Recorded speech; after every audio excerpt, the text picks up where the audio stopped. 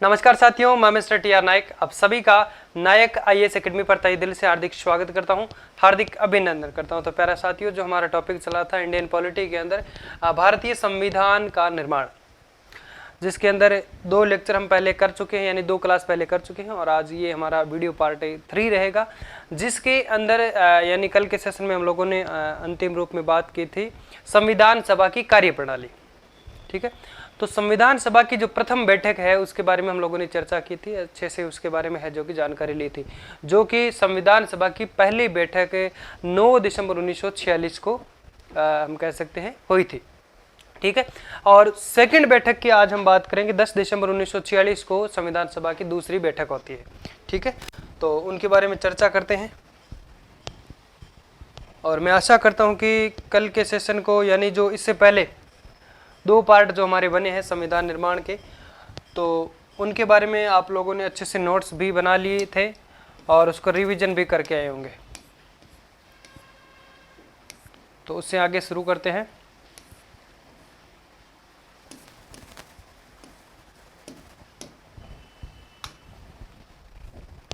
तो क्या पढ़ रहे थे हम? कार्यप्रणाली, है ना। तो उसमें पहली बैठक के बारे में बात कर ली और दूसरी बैठक के बारे में हम बात करते हैं।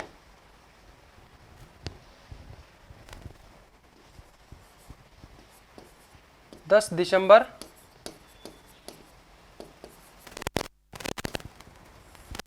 1946 संविधान सभा की दूसरी बैठक। पहले हेडिंग लगाओ, संविधान सभा की दूसरी बैठक।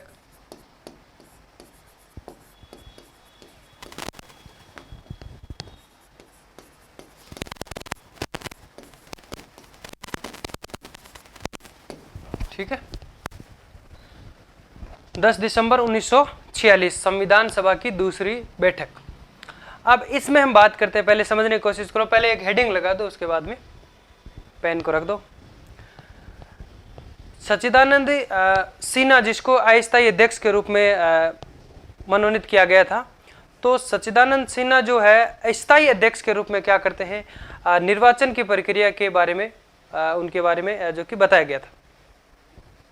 सिन्हा ने यह कहा था कि भाई एक स्थायी अध्यक्ष के रूप में उन्होंने जो कि बात की थी, और संविधान सभा का जो स्थायी अध्यक्ष जो है वो सभा के सदस्यों द्वारा, किसके द्वारा, संविधान सभा की सदस्यों द्वारा आनुपातिक रूप से, या फिर हम कह सकते हैं एकल संक्रमणीय मत प्रणाली के द्वारा है जो कि उनको निर्वाचित किया जाना है। ये बात है जो कि किसने की थी, संविधान सभा का अस्थायी अध्यक्ष कौन था, सच्चिदानंद सिन्हा ने कहा था।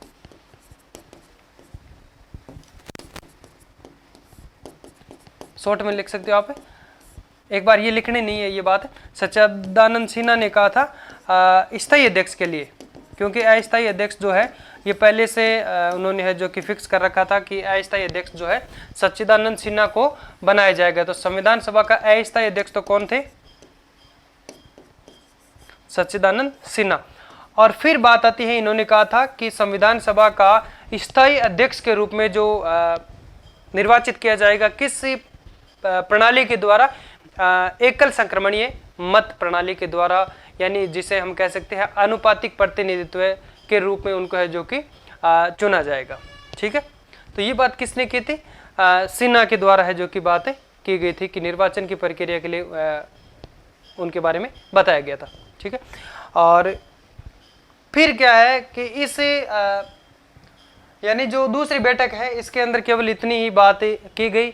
फिर नेक्स्ट डे यानी 11 दिसंबर 1946 को संविधान सभा की तीसरी बैठक होती है, जिसमें स्थायी अध्यक्ष के लिए आवेदन आए थे कि भाई कौन कौन इसमें स्थायी अध्यक्ष के रूप में है जो कि फॉर्म आए हैं, कहने का मतलब प्रस्ताव आए हैं। तो स्थायी अध्यक्ष के रूप में संविधान सभा के स्थायी अध्यक्ष राजेंद्र प्रसाद के नाम पे 2 प्रस्ताव मिले। कितने प्रस्ताव देखने को मिले, 2 प्रस्ताव। पहला जो प्रस्ताव था जो कि जेबी कृपलानी का प्रस्ताव था, यानी प्रस्ताव रखने वाला व्यक्ति था जेबी कृपलानी, और उसका समर्थन करने वाला, यानी जिसे अनुमोदन कहते हैं, संवैधानिक भाषा की बात करें तो सरदार पटेल जो है वो जेबी कृपलानी के प्रस्ताव पे है जो कि अनुमोदन देता है। और दूसरा जो प्रस्ताव है वो था हरे कृष्ण मेहताब का। किसका था, हरे कृष्ण मेहताब का। हरे कृष्ण मेहताब का एक दूसरा जो प्रस्ताव देखने को मिलता है, इस पे हम बात करें तो अनुमोदन कौन देता है? पहला आया था जेबी कृपलानी का, जिसमें अनुमोदन देता है सरदार पटेल, और इसमें जो अनुमोदन है वो नंद व्यास देते हैं, नंद किशोर व्यास।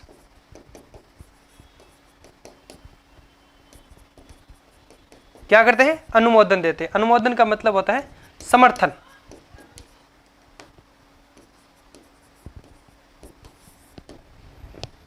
ठीक है, और उसके बाद में हम बात करते हैं, ये जो दो प्रस्ताव थे, ठीक है, ये मुख्य रूप से सामने आए थे।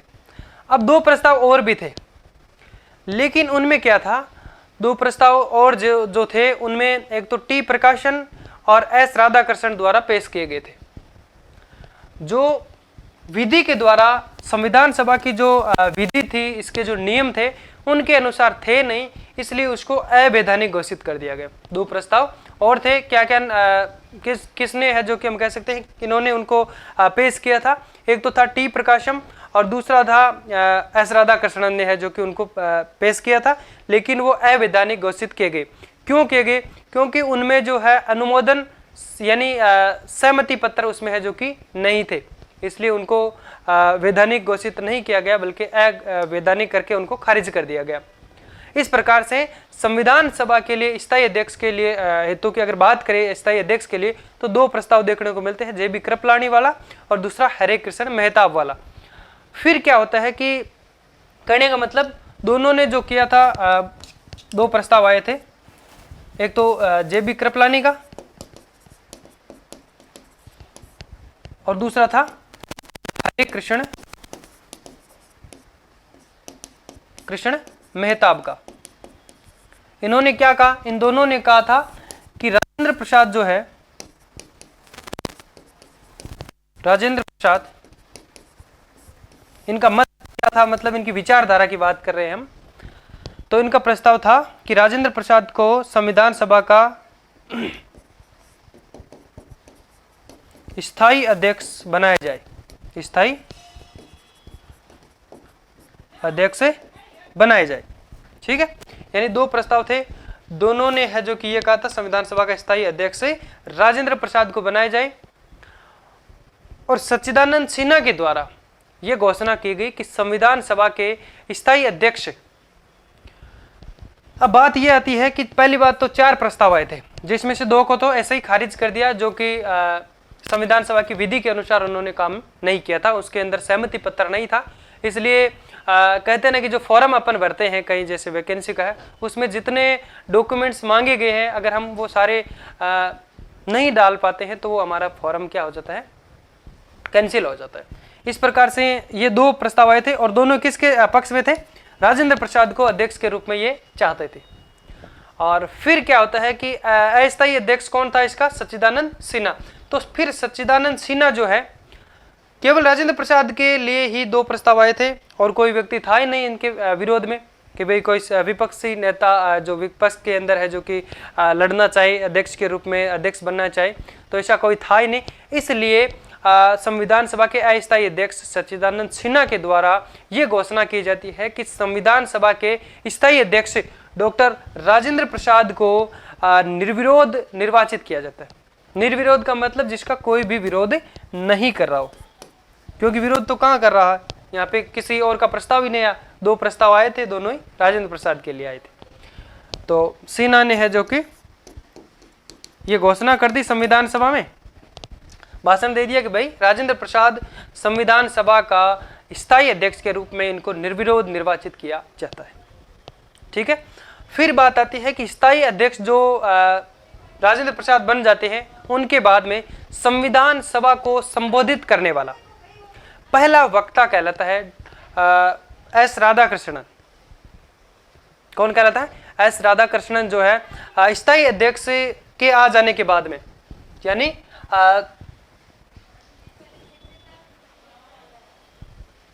हाँ, तो स्थायी जो अध्यक्ष है उसके आ जाने के बाद में हम बात कर रहे हैं आपके जो 11 दिसंबर 1946 के। ये जो मैंने इनके बारे में कोई ज़्यादा मैं बोल रहा था कि नहीं है, लेकिन 11 दिसंबर की बात हम कर रहे हैं, 11 दिसंबर 1946 में। किस बैठक के दौरान? तीसरी बैठक। बैठक कौन सी थी? तीसरी। वैसे मैं आपको अच्छे से लिखवा दूंगा, आपको कोई दिक्कत वाली बात नहीं है, ठीक है। तो मैं इन बैठक को एक बार सभी को एक साथ पढ़ा देता हूं कि जो 11 दिसंबर 1946 को संविधान सभा की तीसरी बैठक में स्थायी अध्यक्ष के रूप में है, जो कि 2 प्रस्ताव आते हैं। उनमें से दोनों प्रस्ताव है जो कि किसके पक्ष में? राजेंद्र प्रसाद को स्थायी अध्यक्ष के रूप में है, जो कि वो निर्वाचित करना चाहते थे। तो उसी के अनुसार है जो कि राजेंद्र प्रसाद को स्थायी अध्यक्ष बनाया जाता है। और राजेंद्र प्रसाद को स्थायी अध्यक्ष बनाए जाने के बाद में संविधान सभा को संबोधित करने वाले पहले वक्ता कौन थे? एस राधाकृष्णन। और अस्थायी अध्यक्ष जो सिन्हा को किसने बनाया था? जेबी कृपलानी ने। इसलिए संविधान सभा के पहले वक्ता कौन कहलाते थे? अस्थायी अध्यक्ष। जब इन्होंने कहा था तो हम कह सकते हैं किसने अध्यक्ष? देखो, स्थायी अध्यक्ष बनने के बाद में की अगर बात करें तो पहला हो जाएगा एस राधाकृष्णन। और अस्थायी अध्यक्ष के रूप में हम बात करें, अस्थायी अध्यक्ष बनाया था सिन्हा को जेबी कृपलानी के द्वारा कहने पर। इसलिए जेबी कृपलानी को अस्थायी अध्यक्ष के बनाने के बाद में है जो कि उनको संविधान सभा का पहला अध्यक्ष माना जाता है, ठीक है। बाकी ये मैं जैसे ही आपको लाइन अच्छे से लिखवाऊंगा तो आपको समझ में आ जाएगा। फिर क्या होता है कि तीसरी जो बैठक है 11 दिसंबर 1946 की, इस बैठक में संविधान सभा की पहली समिति, कार्य संचालन और नियम समिति, इसका गठन किया जाता है। यानी जब समिति बैठ गई, इसका अध्यक्ष भी आ गया, स्थायी अध्यक्ष भी बन गया है। अब क्या करती है कि संविधान सभा ने अपना काम करना शुरू किया। इसलिए काम शुरू करेंगे तो उसके लिए कुछ समिति बनानी पड़ेगी, भाई इसमें कौन काम किस प्रकार से करेगा, किसका क्या काम रहेगा।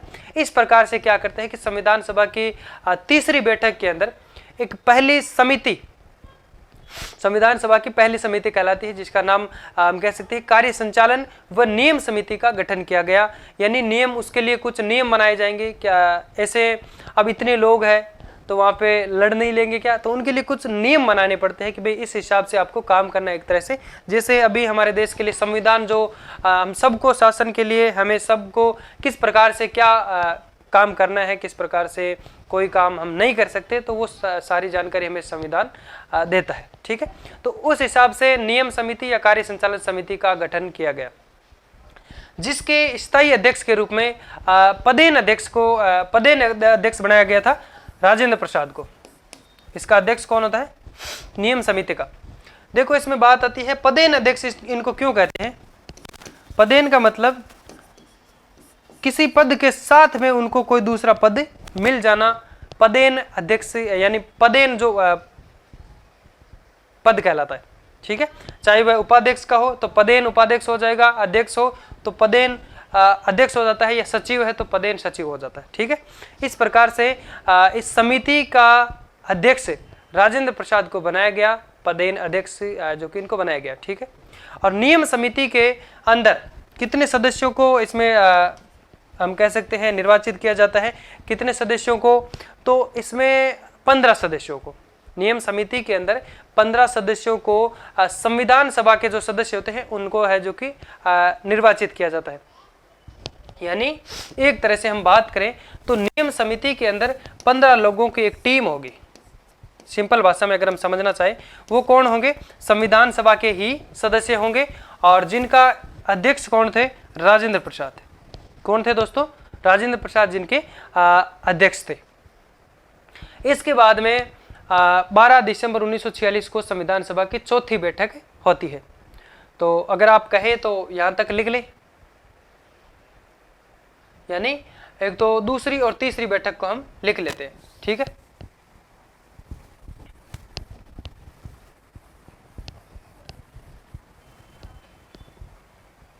हेडिंग लगा दो। पहली बैठक तो हम लोगों ने लिख ली थी।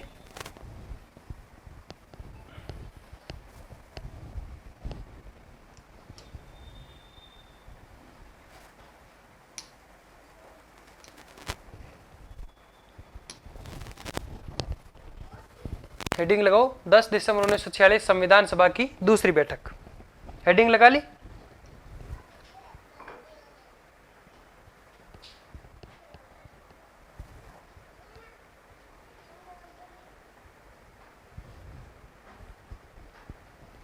इसमें लिखो सिन्हा द्वारा, पूरा नाम लिख सकते हो आप, सिन्हा द्वारा संविधान सभा के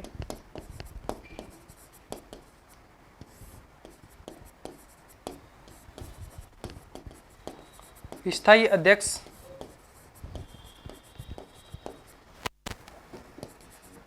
की निर्वाचन प्रक्रिया के बारे में, कि भाई किस प्रकार से हम निर्वाचन के लिए हम कह सकते हैं स्थायी अध्यक्ष के लिए है, जो कि किस प्रकार से हम उनको चयन करेंगे। ठीक है, तो सिन्हा ने ये बात है जो कि संविधान सभा में की थी। निर्वाचन की प्रक्रिया के बारे में बताया, की प्रक्रिया के बारे में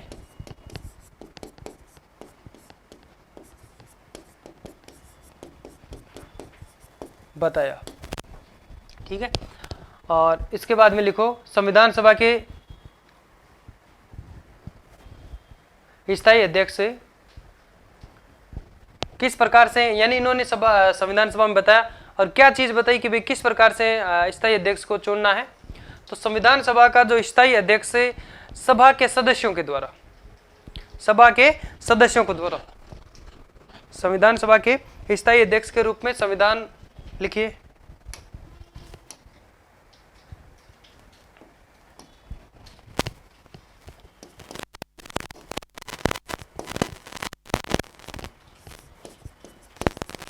संविधान सभा के स्थायी अध्यक्ष का निर्वाचन किनके द्वारा किया जाएगा? संविधान सभा के सदस्यों द्वारा,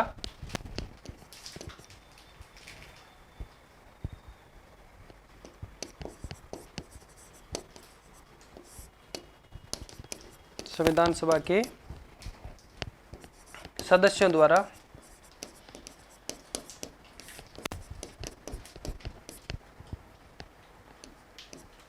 कैसे निर्वाचित किया जाएगा? आनुपातिक प्रतिनिधित्व के रूप में,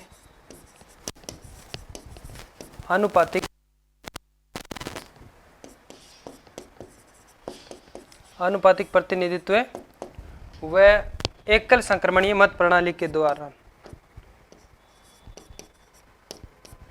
एकल संक्रमणीय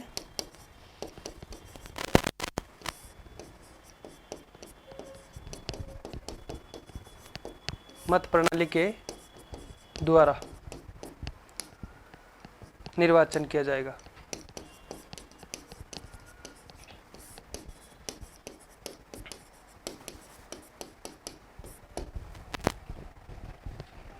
ठीक है, तो इस बैठक के अंदर दूसरी जो बैठक है इसमें केवल इतनी बातें की गई थी। फिर होती है तीसरी बैठक, उसमें जो दो प्रस्ताव आते हैं। ठीक है, यहां तक लिख लिया आपने। दो बात लिखनी है इसके अंदर। पहली बात तो ये कि सिन्हा के द्वारा स्थायी अध्यक्ष के निर्वाचन की प्रक्रिया के बारे में बताया गया कि किस प्रकार से करना है। इसमें कि हम कह सकते हैं सीडी का सिस्टम होता है, जिससे कोई व्यक्ति जैसे मतलब 5 अध्यक्ष के रूप में आवेदन आए हैं तो जो मत मूल्य उसका निर्धारित किया जाता है। चलो इसके बारे में हम राष्ट्रपति के चुनाव में पढ़ेंगे। ठीक है, और फिर दूसरी लाइन लिखनी है आपको, संविधान सभा के स्थायी अध्यक्ष जो संविधान सभा के सदस्यों द्वारा अनुपातिक प्रतिनिधित्व या एकल संक्रमणीय मत प्रणाली द्वारा निर्वाचन किया जाएगा। इसे लिख दो, निर्वाचित किया जाएगा। लिख दिया तो कोई दिक्कत नहीं है, एक ही चीज है, निर्वाचित किया जाएगा।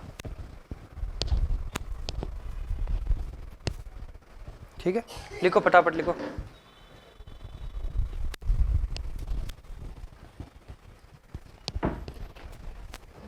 इसके बाद में 11 दिसंबर 1946 संविधान सभा की तीसरी बैठक,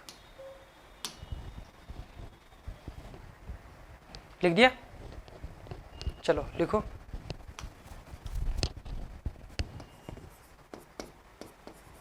दिसंबर 1946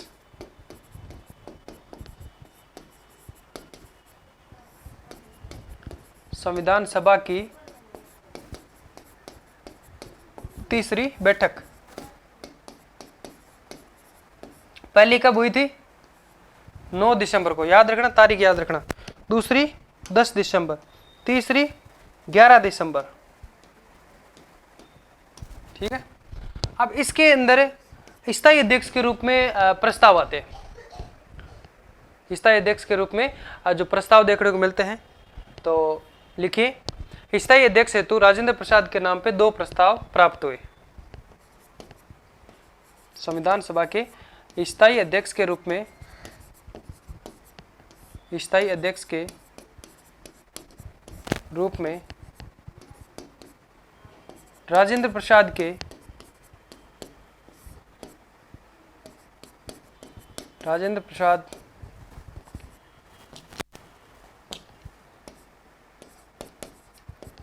नाम के 2 प्रस्ताव प्राप्त हुए।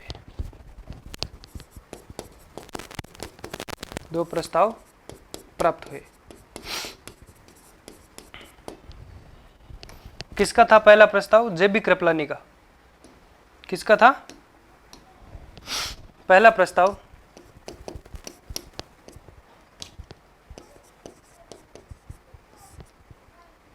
ऐसे लिखने की जरूरत नहीं, पहला प्रस्ताव हो गया किसका था? जेबी कृपलानी का।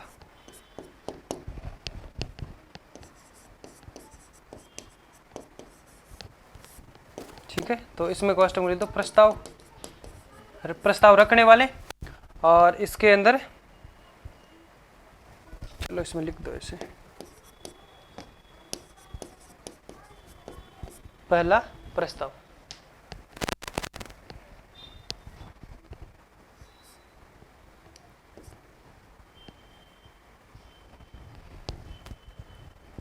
और इसमें अनुमोदन किसने दिया था? सरदार पटेल ने।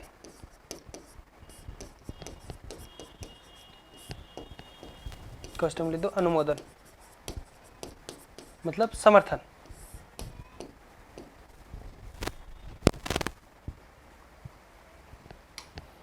फिर दूसरा प्रस्ताव,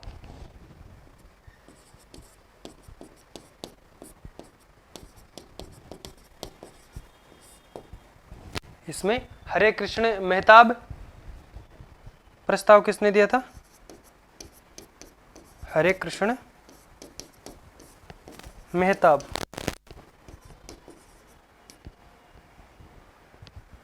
इसमें लिख दो प्रस्ताव देने वाले। अनुमोदन किसने दिया था? नंद किशोर व्यास ने।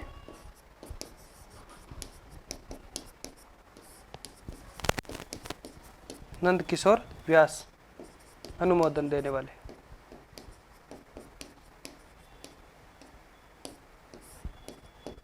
लिख लिया? लिखो, साथ साथ लिखते रहो। हरे कृष्ण मेहताब और नंद किशोर व्यास अनुमोदन देने वाले। फिर एक चीज नोट करके लिख लो इसमें कि 2 प्रस्ताव जो टी प्रकाशम और एस राधाकृष्णन द्वारा पेश किए गए थे संविधान सभा में, जो कि अवैधानिक घोषित कर दिए गए, क्योंकि उनमें अनुमोदक यानी सहमति पत्र नहीं थे।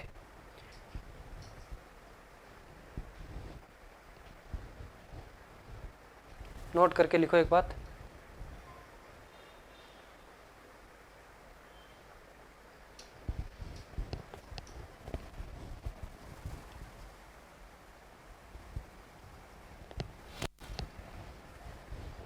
लिख लिया?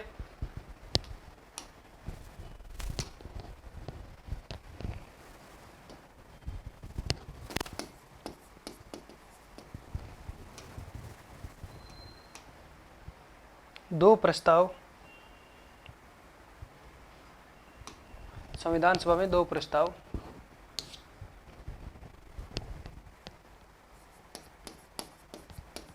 ऐसे ही संविधान 2 प्रस्ताव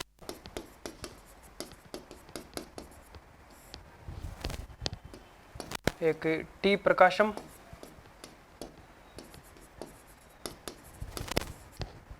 और एस राधाकृष्णन द्वारा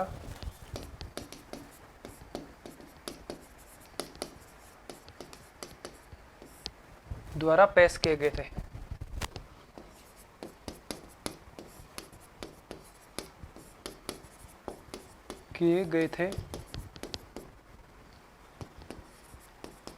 लेकिन किए गए थे जो अवैधानिक घोषित कर दी गई।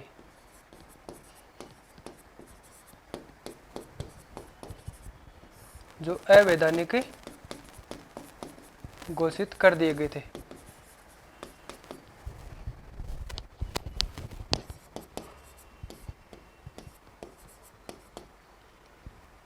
क्यों कर दिए गए भाई?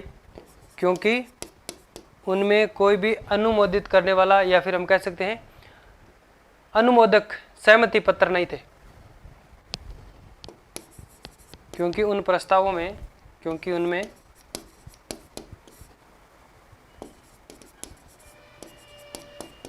अनुमोदक या हम कह सकते हैं सहमति पत्र, समर्थन करने वाले सहमति पत्र नहीं था।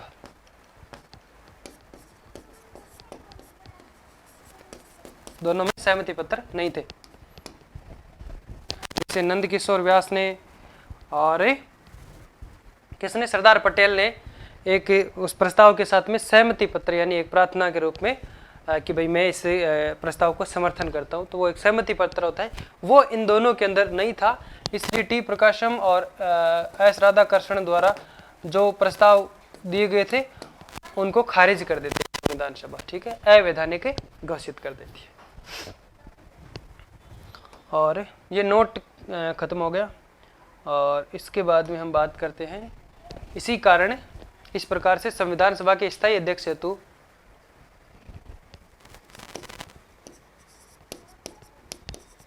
इस प्रकार से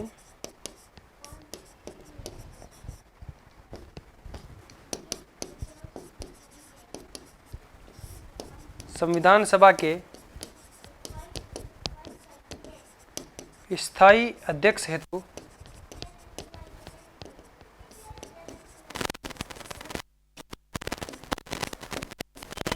केवल राजेंद्र प्रसाद के 2 प्रस्ताव देखने को मिलते हैं। किसके मिलते हैं?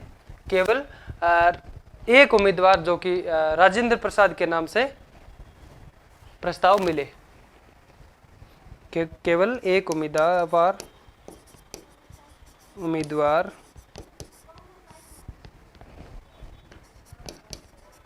राजेंद्र प्रसाद के नाम से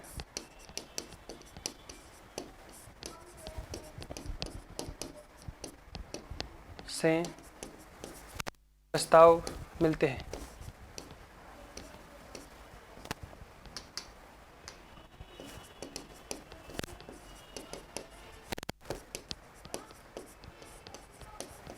इसलिए सच्चिदानंद सिन्हा के द्वारा यह घोषणा की गई कि राजेंद्र प्रसाद को निर्विरोध निर्वाचित किया जाता है। किसके रूप में?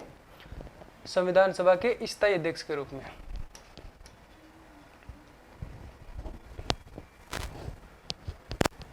सच्चिदानंद सिन्हा द्वारा यह घोषणा की गई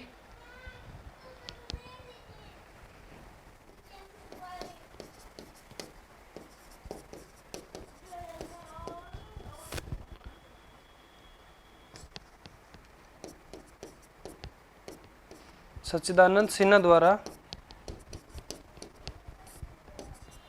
ये घोषणा की गई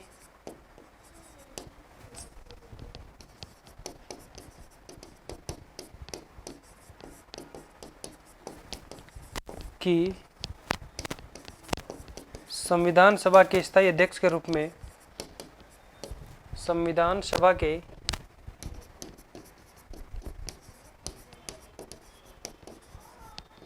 स्थायी अध्यक्ष के रूप में राजेंद्र प्रसाद को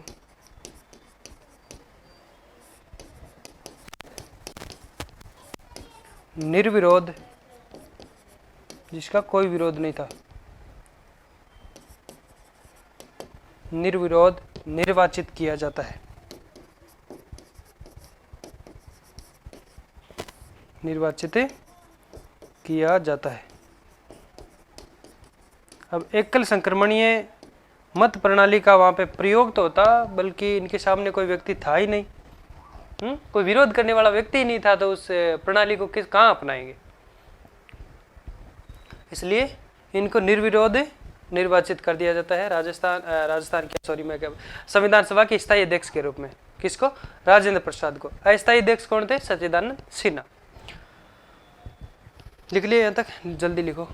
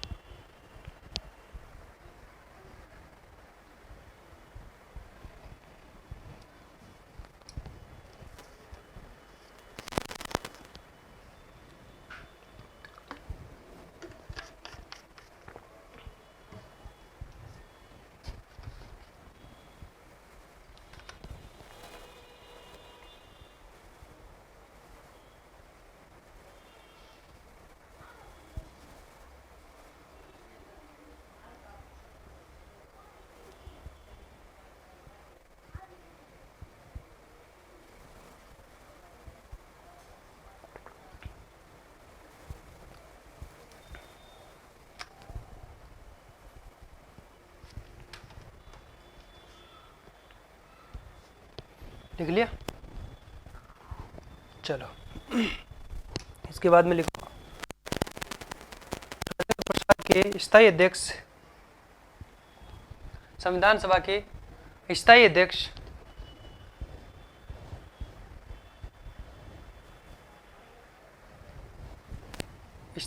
के बाद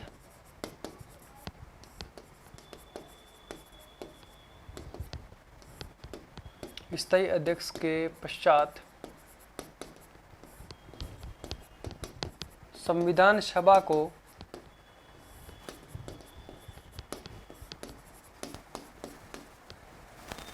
संबोधित करने वाले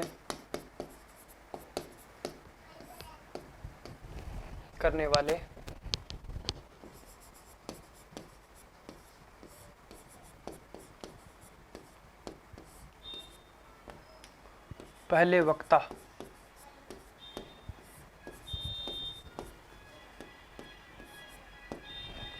कौन थे? एस राधाकृष्णन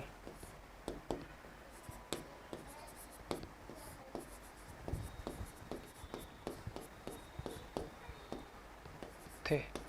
और जब अस्थायी बनाया गया तो उस टाइम कौन थे? जे.बी. कृपलानी।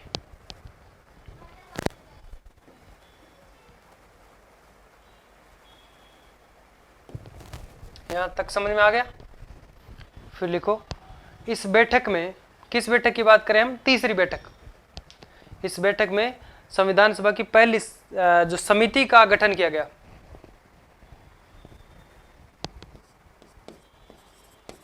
इस बैठक में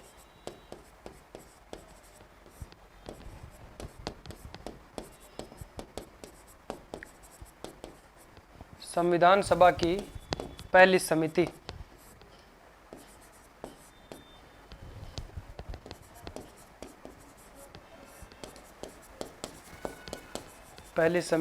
कौन सी थी?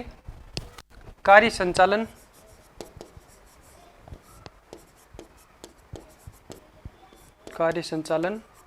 व नियम समिति।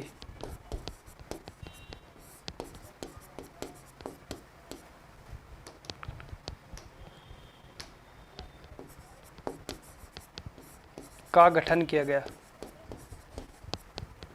यह समिति गठित की गई।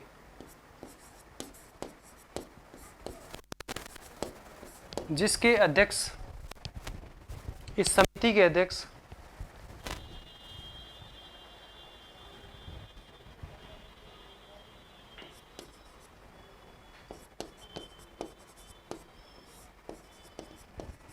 किसको बनाया गया?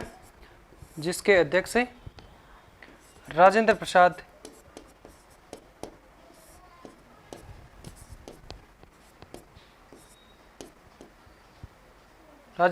बनते हैं। जिसके अध्यक्ष राजेंद्र प्रसाद बनते हैं। और कौन से अध्यक्ष कहलाते हैं? पदेन अध्यक्ष कहलाते हैं। जिसके अध्यक्ष राजेंद्र प्रसाद को बनाया गया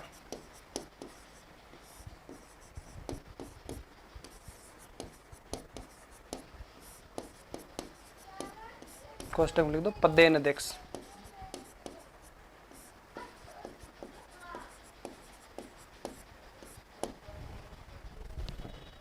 समिति के अध्यक्ष कौन गलत हैं? जो संविधान सभा के अध्यक्ष है।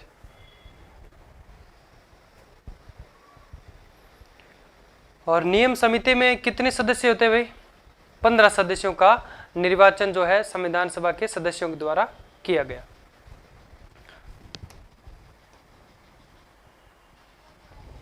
इस समिति के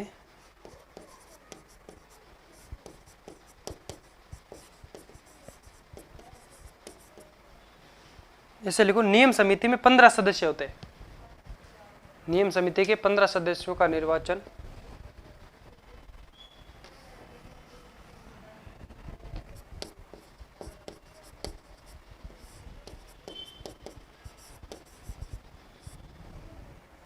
नियम समिति के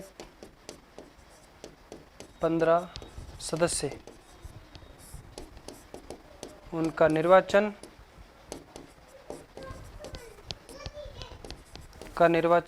संविधान सभा के सदस्यों द्वारा किया गया। संविधान सभा के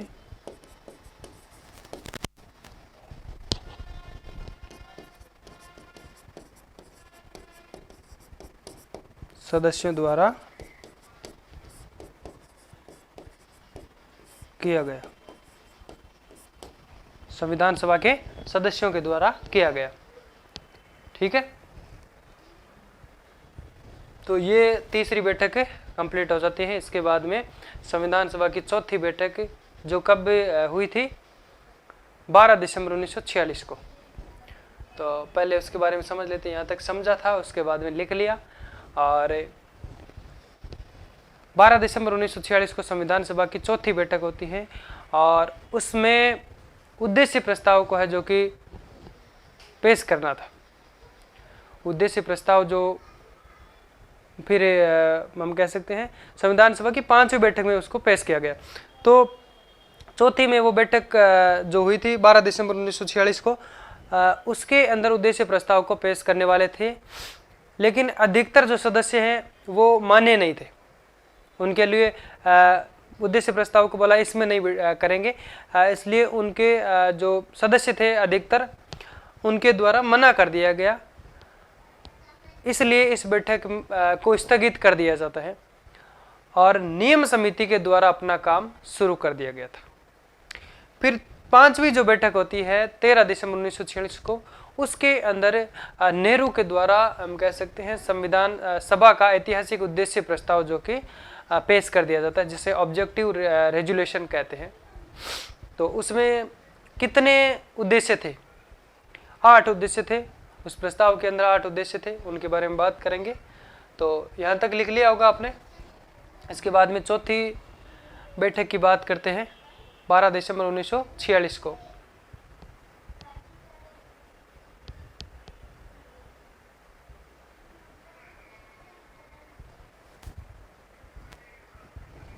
लिख लिया? अब लिखो 12 दिसंबर 1946 को।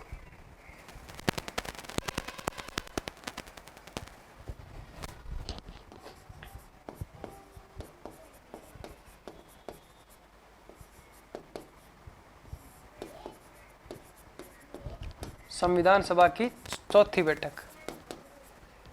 अब सीधा लिख सकते हो आप, वैसे संविधान सभा की सीधा लिख दो चौथी बैठक।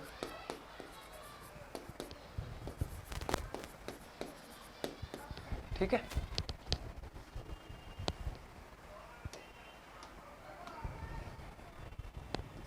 इसमें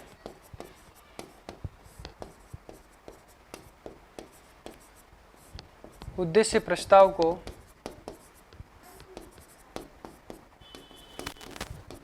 पेश करना था। इसमें उद्देश्य प्रस्ताव को पेश कर रहे थे, लेकिन अधिकतर जो संविधान सभा के सदस्य हैं उनके द्वारा मना कर दिया गया था।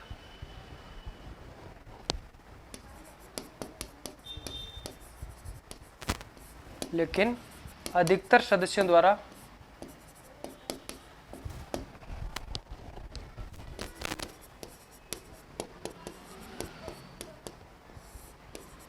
अधिकतर सदस्यों द्वारा मना करने पर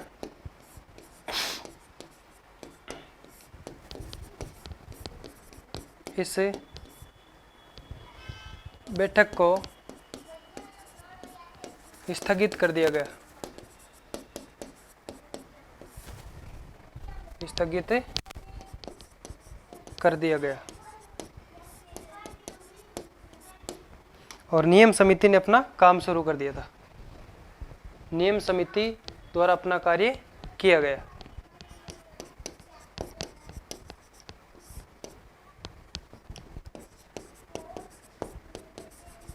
नियम समिति द्वारा अपना काम किया गया।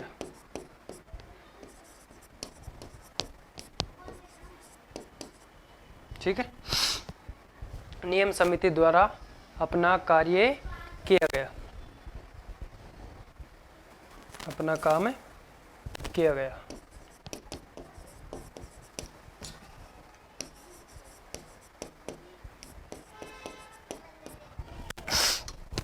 इसके बाद में लिखो आप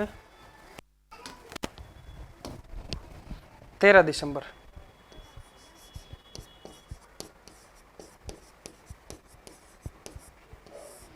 1946 संविधान सभा की 5वीं बैठक।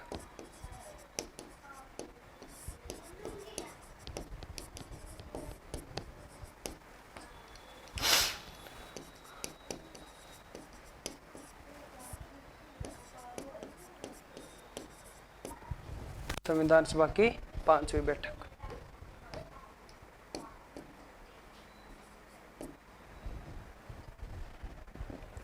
कब हुई थी? संविधान सभा की 5वीं बैठक 13 दिसंबर 1946 को।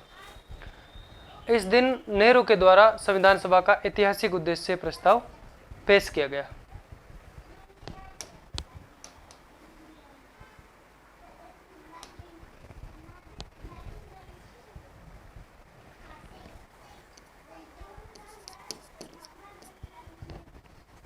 इस दिन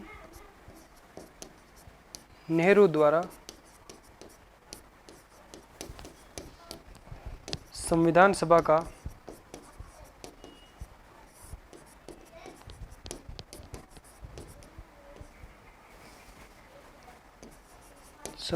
का ऐतिहासिक प्रस्ताव पेश किया गया। ऐतिहासिक प्रस्ताव जिसको क्या ऐतिहासिक उद्देश्य प्रस्ताव, ऐतिहासिक उद्देश्य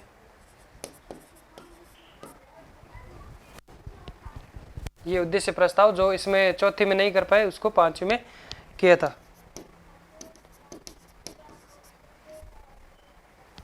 ठीक है, इसको कहते हैं ऑब्जेक्टिव रेजुलेशन।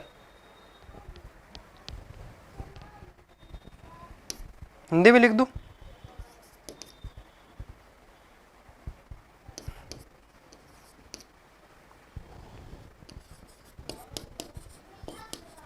Objective resolution.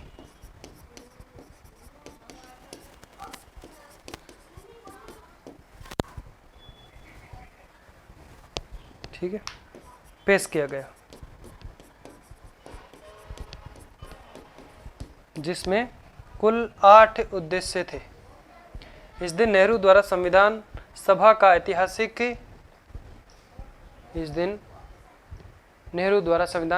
ऐतिहासिक उद्देश्य प्रस्ताव यानी ऑब्जेक्टिव रेजुलेशन पेश किया गया।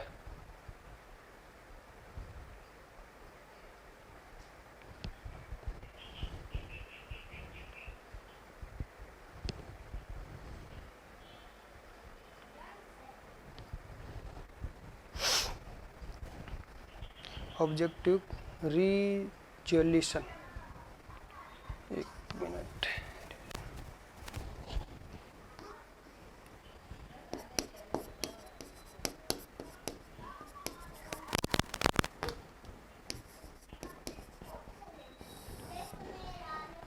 रिजोल्यूशन होता है।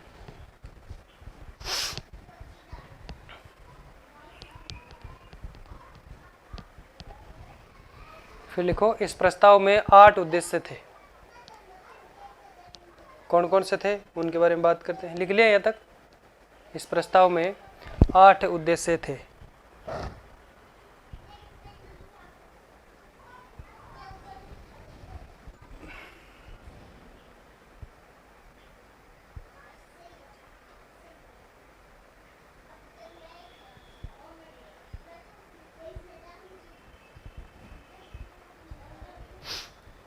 लिख लिया, लिखो।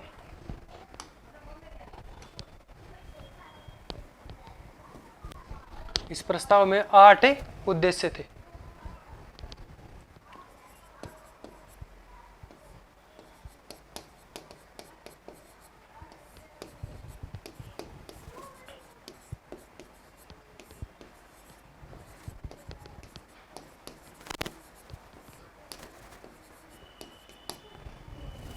कौन कौन से? पहले कि भारत को संपन्न प्रभुत्व संपन्न बनाना है। भारत को पहला कौन सा था?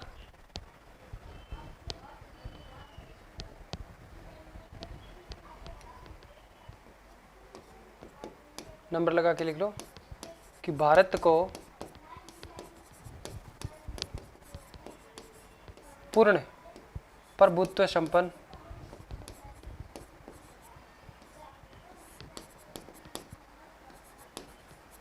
गणराज्य बनाना है।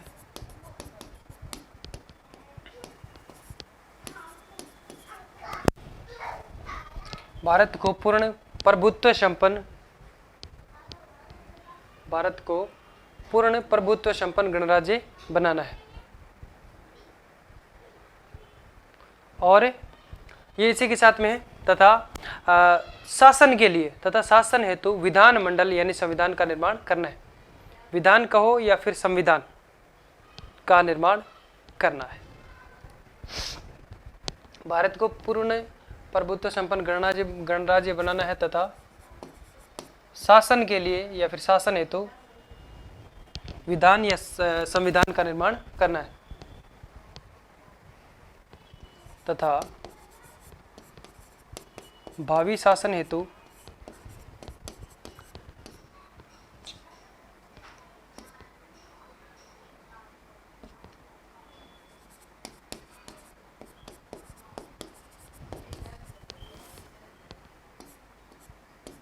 विधान का मतलब संविधान की बात कर रहे हैं,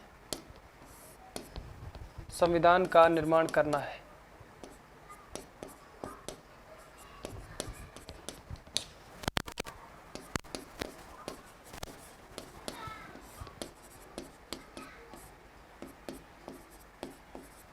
करना है।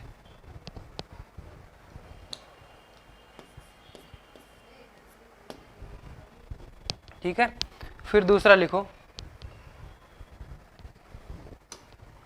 एक नोट लगा के लिख लो इसमें कि संविधान सभा को विधान परिषद के नाम से भी जाना जाता है।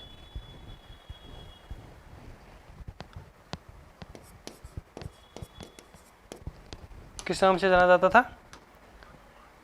संविधान सभा को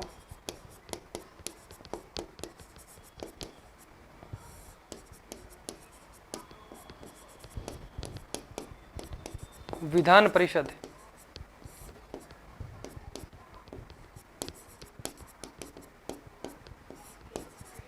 के नाम से भी जाना जाता था।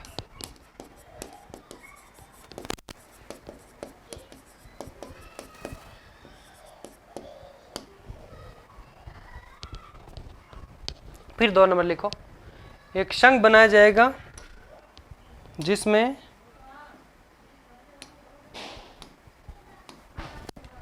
दूसरा क्या था कि एक संघ बनाया जाएगा जिसमें ब्रिटिश प्रांत और देशी रियासतें शामिल होगी, जिसमें ब्रिटिश प्रांत और देशी रियासतें शामिल होगी।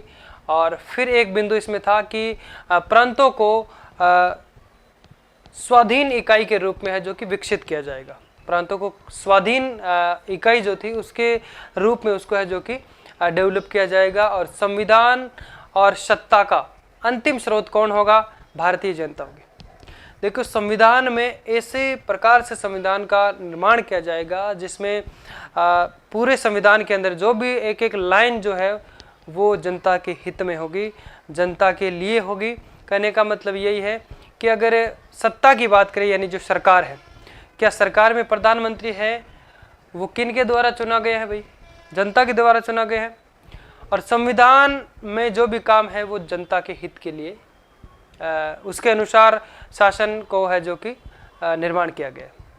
ठीक है, तो इसमें एक बात ये भी उद्देश्य प्रस्ताव था, इस प्रस्ताव के अंदर उद्देश्य था कि संविधान और सत्ता यानी संविधान और सरकार का अंतिम स्रोत भारतीय जनता में निहित होगा। समझ में आ गए यहाँ तक। और फिर एक इसमें बिंदु था कि सभी नागरिकों को 3 प्रकार के जो न्याय मिलने चाहिए। एक तो सामाजिक न्याय, आर्थिक न्याय और राजनीतिक न्याय। इस प्रकार से 3 न्यायों के बारे में इसमें बात की गई थी। और इसमें एक बात यह भी थी कि 3 प्रकार की समानता हो, 3 प्रकार के न्याय हो, 7 प्रकार के इनको स्वतंत्रता मिले। विचार की स्वतंत्रता, विश्वास की स्वतंत्रता, धर्म की स्वतंत्रता, उपासना की स्वतंत्रता, काम की स्वतंत्रता और काम धंधे की स्वतंत्रता अलग, और संघ की स्वतंत्रता। और 3 प्रकार की समानता की बात करें तो प्रतिष्ठा की समानता, अवसर की समानता और विधि के समक्ष समानता। इस प्रकार से ये 3 इनको प्रोवाइड करवाई जाए। इस प्रकार से संविधान का निर्माण किया जाएगा। फिर एक इसमें एक पॉइंट ये भी था कि अल्पसंख्यक जो है, जैसे इसमें कबायली है, जनजातीय लोग हैं, पिछड़े वर्ग जो भी है, ओबीसी जिसको हम कहते हैं, दलित लोग हैं, उनको संघ के द्वारा सुरक्षा प्रदान की जाएगी। किसके द्वारा? संघ के द्वारा एक संघ का गठन किया जाएगा और उसके द्वारा उनको है जो कि सुरक्षा, सेफ्टी प्रदान की जाएगी। और एक इसमें था कि गणतंत्र यानी जो गणराज्य की अक्षुण्णता को बनाए रखेंगे। कौन, किन के द्वारा? जल सेना यानी भारतीय 3 सेना है, तीनों के द्वारा है जो कि गणतंत्र की अक्षुण्णता को बनाए रखा जाएगा। जल सेना हो, थल सेना हो और वायु सेना, इन तीनों के द्वारा। और एक इसमें बिंदु था कि भारत संघ जिसमें मानव जाति के कल्याण के लिए यानी मानव जाति के कल्याण में इनके हित को देखते हुए विश्वास शांति का प्रयास किया जाएगा और भारत अपने प्राचीन गौरव को है जो कि प्राप्त इनके अनुसार करेगा। फिर इसमें बात कर सकते हैं कि इस उद्देश्य प्रस्ताव का जो समर्थन है, अनुमोदन की बात करें तो किसके द्वारा दिया गया था? पुरुषोत्तम दास टंडन के द्वारा। और ये प्रस्ताव रखा किसके द्वारा गया था? नेहरू के द्वारा। किसके द्वारा रखा गया था? नेहरू के द्वारा ये प्रस्ताव रखा गया था और इसमें अनुमोदन करने वाला व्यक्ति था जिसका नाम था पुरुषोत्तम दास टंडन।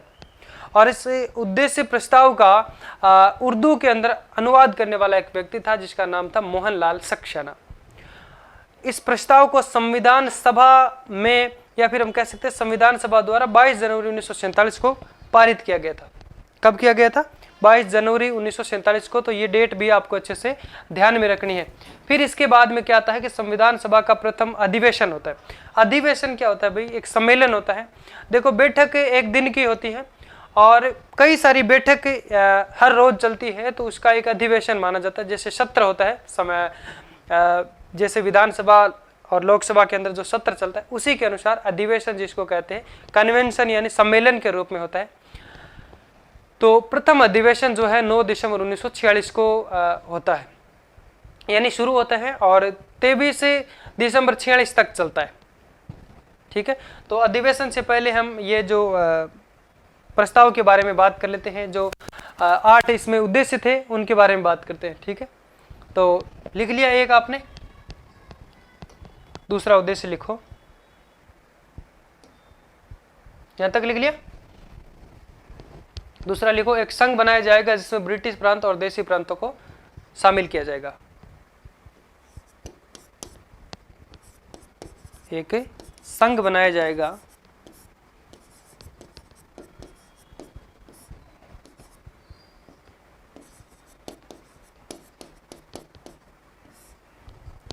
जिसमें ब्रिटिश प्रांत और देशी रियासतें शामिल होंगे। ब्रिटिश प्रांत और देशी रियासतें शामिल होंगे।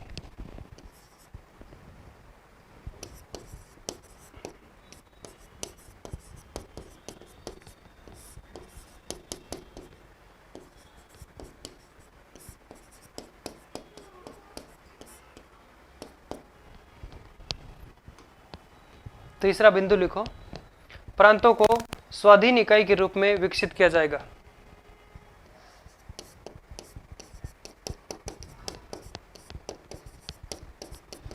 प्रांतों को स्वाधीन इकाई के रूप में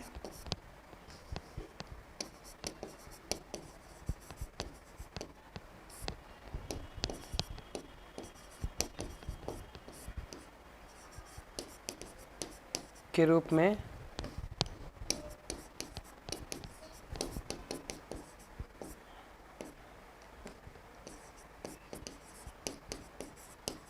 विकसित किया जाएगा।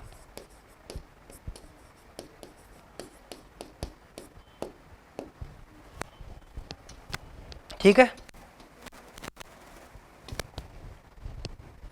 प्रांतों को स्वाधीन इकाई के रूप में विकसित किया जाएगा।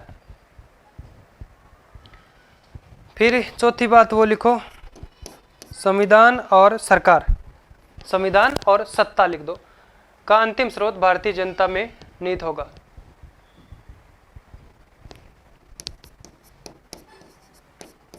संविधान और सत्ता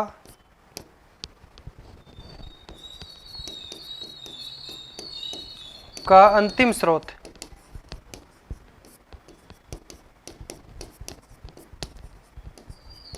किस में निहित होगा? भारतीय जनता में।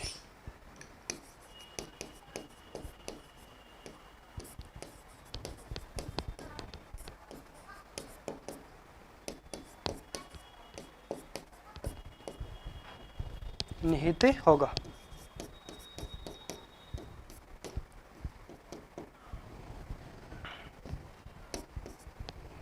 चार बिंदु लिखो, चार लिखते हैं। और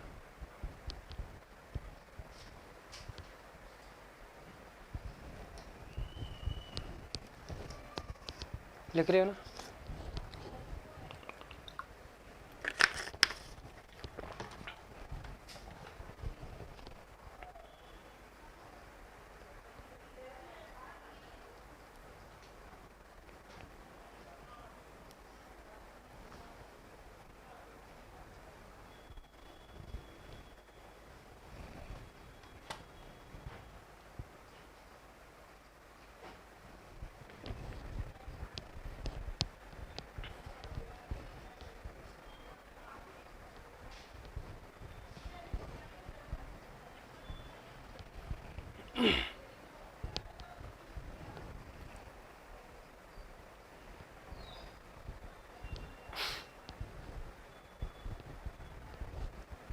चार लिख दिया। 5 नंबर लिखो, सभी नागरिकों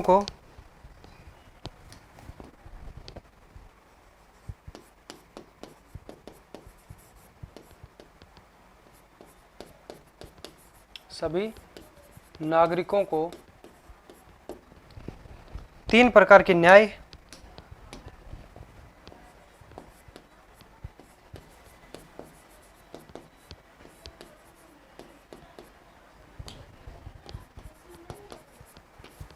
कौन कौन से? सामाजिक, आर्थिक और राजनीतिक।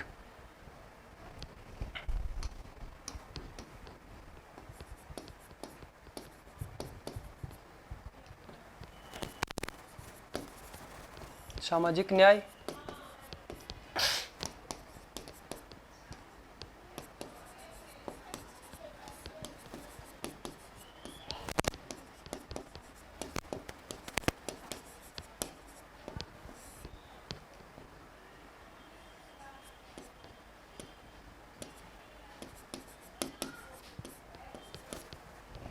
ठीक है।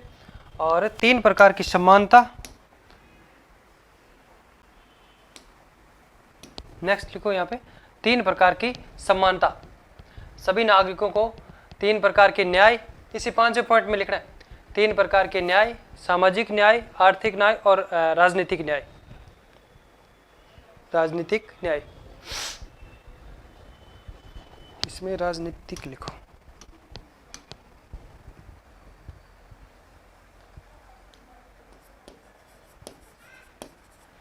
राजनीतिक न्याय, तीन प्रकार की स्वतंत्रता, सॉरी 3 प्रकार की समानता, 7 प्रकार की स्वतंत्रता।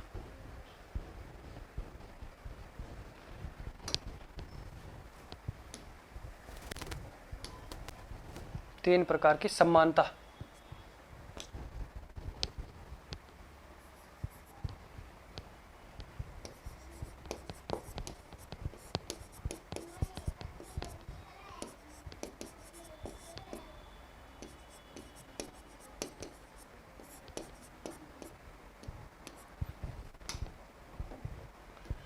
अवसर उनको मिले, विधि के समक्ष समानता, प्रतिष्ठा के से संबंधित समानता, इसमें लिखो प्रतिष्ठा,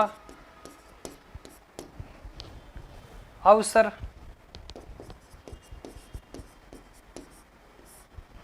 और विधि के समक्ष समानता।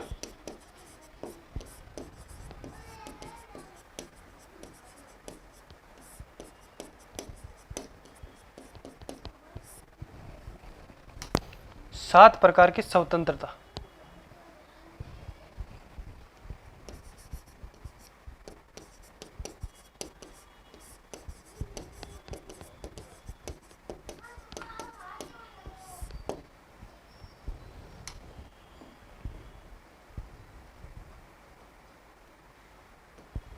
लिख लिया? स्वतंत्रता लिखो। काम धंधे की स्वतंत्रता, काम की स्वतंत्रता, विचार, विश्वास, धर्म, उपासना और संघ की स्वतंत्रता।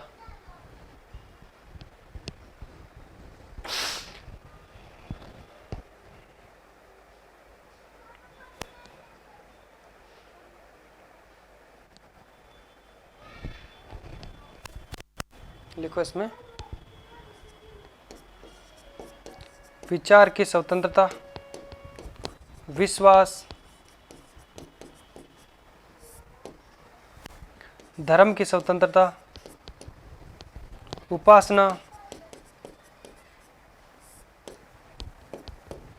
काम की स्वतंत्रता,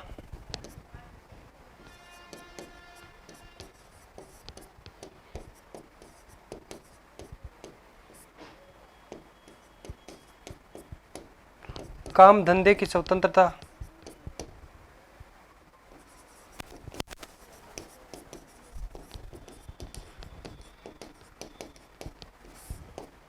संघ की स्वतंत्रता,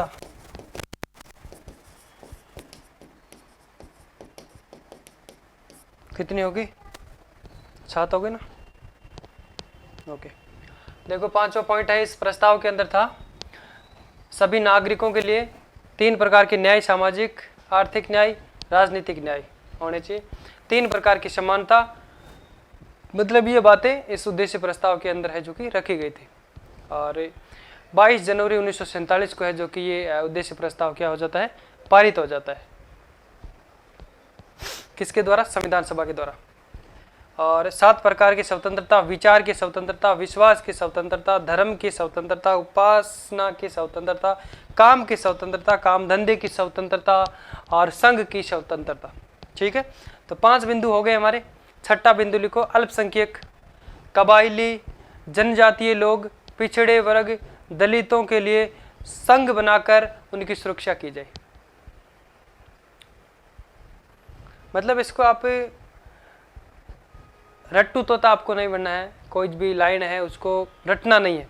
अगर मैंने शायद इसको आगे पीछे करके कुछ अगर शब्दों को लिखा दिया तो आपको जिस प्रकार से सुटेबल लगे उस हिसाब से उनको समझना है।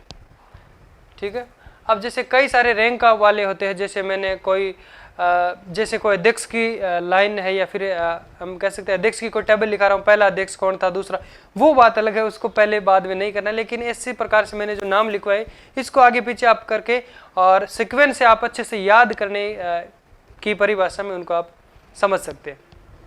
ठीक है, तो छठा पॉइंट लिखो, अल्पसंख्यक, कबायली, जनजातीय, पिछड़े वर्ग, दलित लोगों को संघ द्वारा सुरक्षा प्रदान की जाएगी।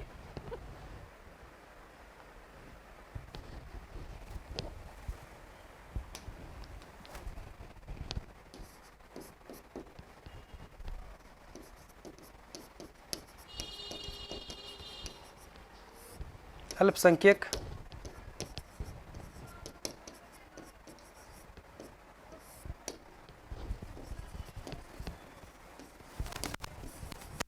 जनजातीय, पिछड़े वर्ग,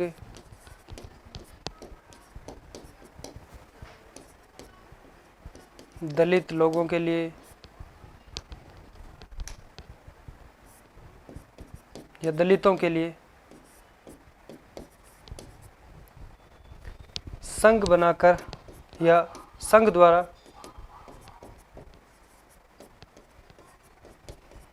सुरक्षा की जाएगी। पिछड़ा वर्ग, हाँ लिख दिया ना, पिछड़ा वर्ग, पिछड़े हुए सुरक्षा की जाएगी।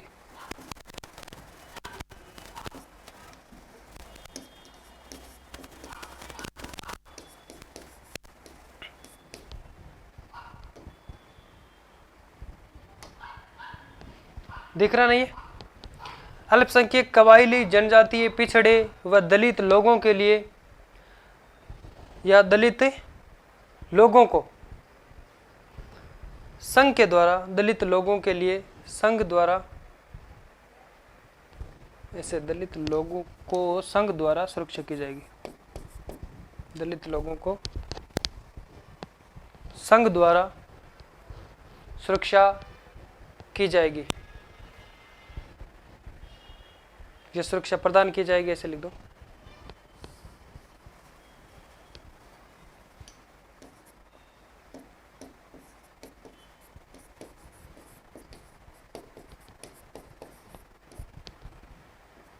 एक ही चीज़ है, अगर लिख लिया तो ठीक है, उसको काटना मत, अगर नहीं लिखा तो ऐसे लिख दो, सुरक्षा प्रदान की जाएगी। ठीक है, 2 बिंदु इसमें और लिखो, 6 लिख देना, 7 नंबर लगा के लिखो। गणतंत्र यानी कांस्टेबल लिख दो, गणराज्य की अक्षुण्णता को बनाए रखा जाएगा।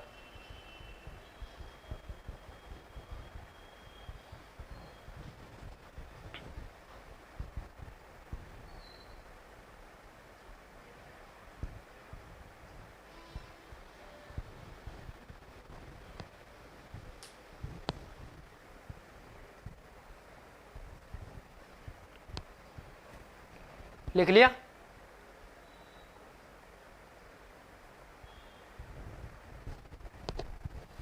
सात नंबर लिखो,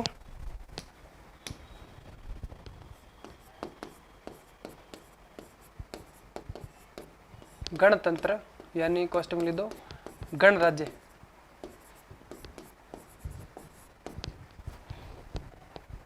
की अक्षुण्णता को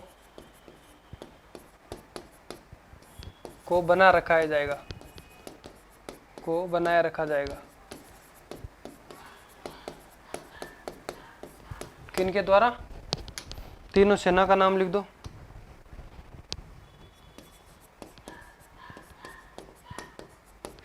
जल सेना, थल सेना और वायु सेना के द्वारा।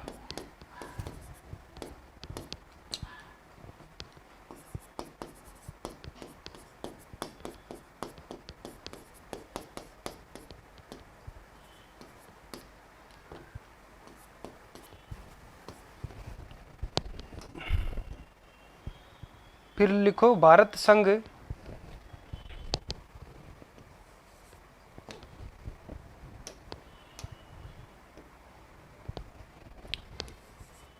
अंतिम लिख दो 8 नंबर।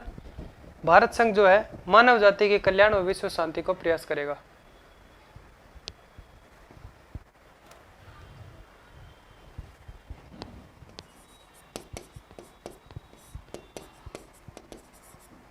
भारत संघ मानव जाति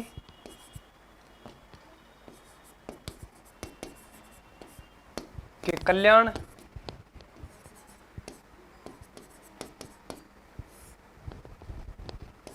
व विश्व शांति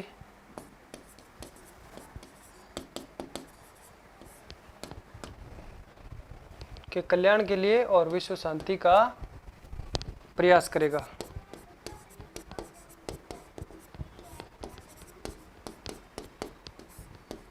और कैसे गौरव प्राप्त कैसे करेगा भाई? भारत संघ मानव जाति के लिए कल्याण और विश्व शांति का प्रयास करेगा और भारत जो है अपने प्राचीन गौरव को प्राप्त करेगा। भारत अपने प्राचीन गौरव को प्राप्त करेगा।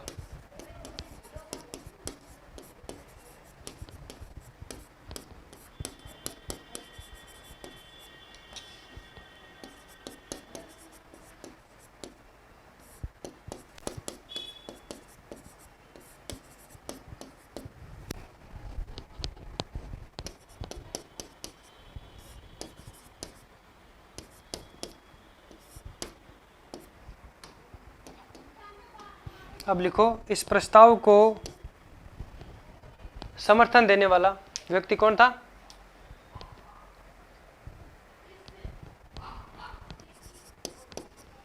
इस उद्देश्य प्रस्ताव का समर्थन देने वाले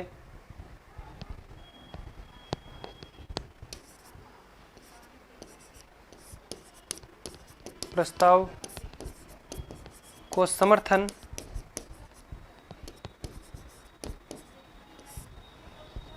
पुरुषोत्तम दास टंडन द्वारा दिया गया।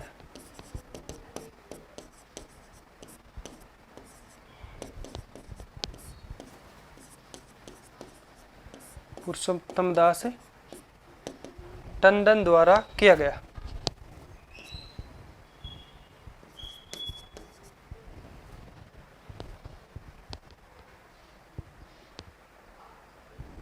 दोबारा दास लिख दिया ना मैंने, ये दोबारा लिखा था, द्वारा किया गया था।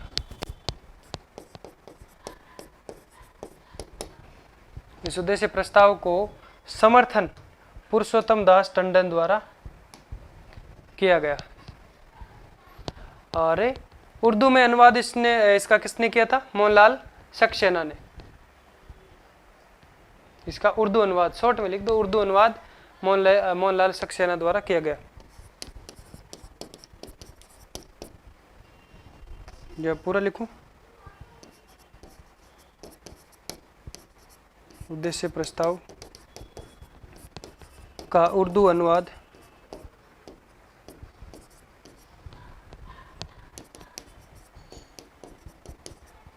किसके द्वारा किया गया? मोहनलाल सक्सेना। नाम सुना ना आपने? मोहनलाल सक्सेना द्वारा किया गया।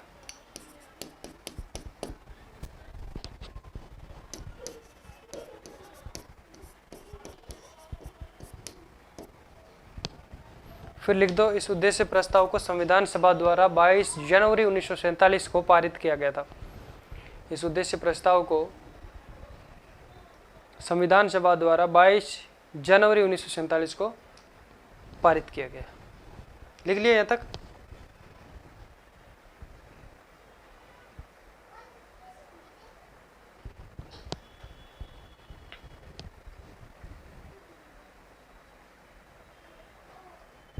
चलो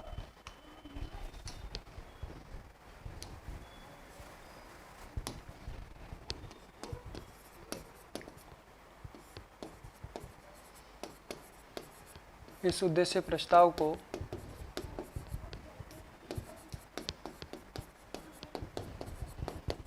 किसके द्वारा पारित किया गया? संविधान सभा द्वारा। संविधान सभा द्वारा 22 जनवरी। और इसको पेश कब किया गया था भाई? बताओ।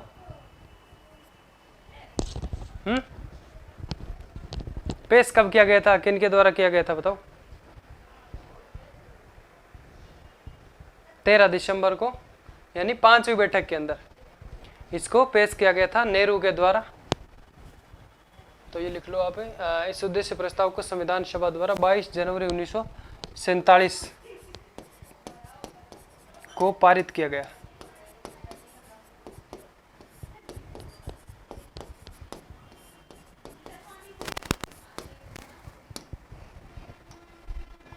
फिर लिखो, संविधान सभा का प्रथम अधिवेशन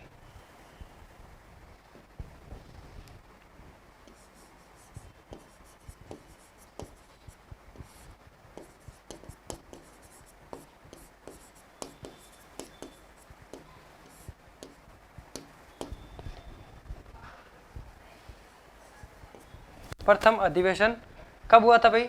9 दिसंबर 1946 को। डेट लिख लो, 9 दिसंबर 1946 को।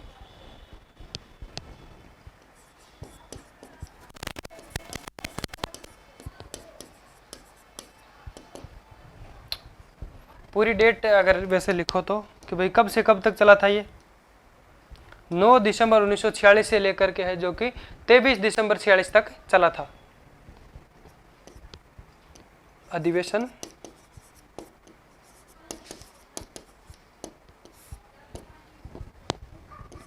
9 दिसंबर, शॉर्ट में लिख रहा हूँ, 9 दिसंबर से 23 दिसंबर तक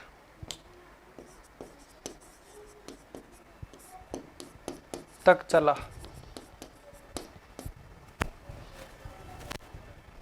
ठीक है, अब इसको समझते हैं थोड़ा। तो संविधान सभा के अंदर पहला जो अधिवेशन है, सम्मेलन की बात हम कर रहे हैं, जो 9 दिसंबर से 23 दिसंबर तक चला था। और इसके अंदर यानी जो प्रथम अधिवेशन की अगर बात करें तो इसमें कुल सदस्य 211 सदस्यों ने भाग लिया था। कितने सदस्यों ने? संविधान सभा के टोटल जो सदस्य हैं उनमें से 211 सदस्यों ने भाग लिया था, जिसमें महिलाओं की संख्या की अगर बात करें तो कितने थी? 10 महिलाओं की संख्या थी। और प्रथम अधिवेशन में कुल जो बैठकें कितनी हुई थी? 11 बैठकें हुई थी।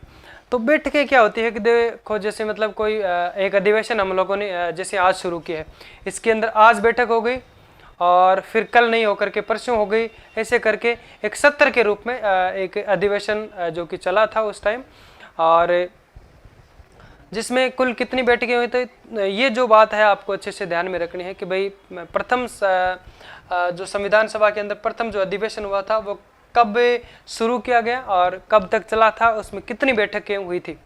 और पहला जो अधिवेशन है इसके अंदर जो सदस्यों का आपको थोड़ा सा ध्यान रखना है अच्छे से।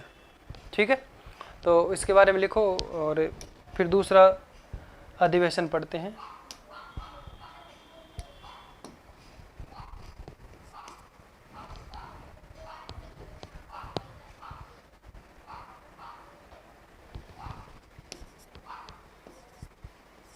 पहले अधिवेशन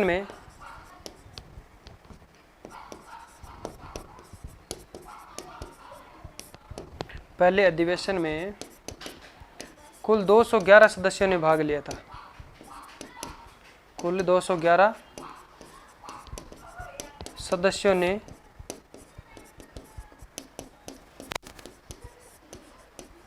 लिया था। कुल 212 सदस्यों ने भाग लिया था, जिसमें से महिलाओं की संख्या 10 थी।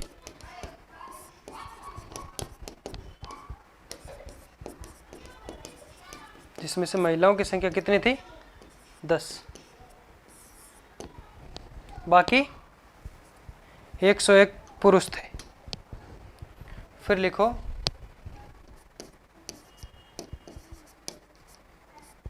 प्रथम अधिवेशन में कुल 11 बैठकें हुई थी। प्रथम अधिवेशन में कुल 11 बैठकें हुई। ठीक है, पहला अधिवेशन समाप्त हो जाता है। हमने तो बस 3 लाइन में कर दिया, लेकिन उस टाइम कितने दिन में हुआ है बताओ? 12 दिन में हुआ ना, और 11 बैठ के हुई है।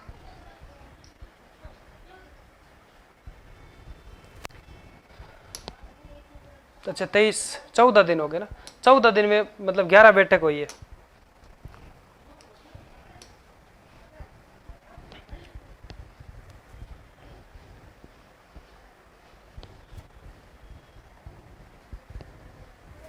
फिर लिखो द्वितीय अधिवेशन या दूसरा अधिवेशन, ऐसे लिखो।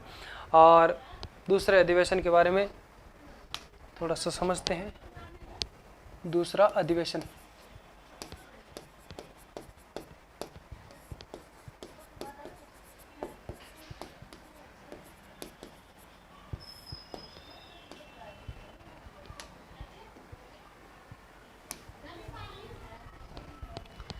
लिख दिया। दूसरा अधिवेशन कब से कब तक चला था?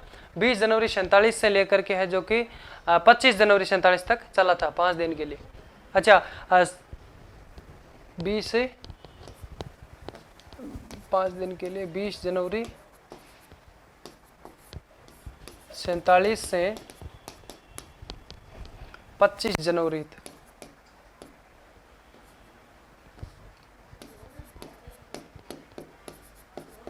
47 तक।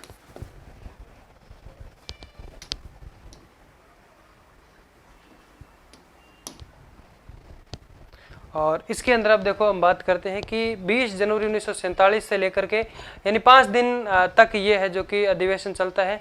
और ये जो अधिवेशन है वो 22 जनवरी 1947 को एक उद्देश्य प्रस्ताव पारित करता है। इसमें क्या करते हैं, 22 जनवरी को एक उद्देश्य प्रस्ताव पारित किया जाता है संविधान सभा के द्वारा 22 से लेकर के 24 जनवरी तक।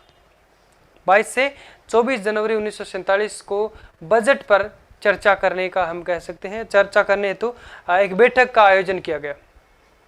कब से कब के बीच में, 22 से लेकर के 24 जनवरी के बीच में है जो कि बजट पेश करने हेतु इसमें है जो कि चर्चा की गई दूसरे अधिवेशन के अंदर।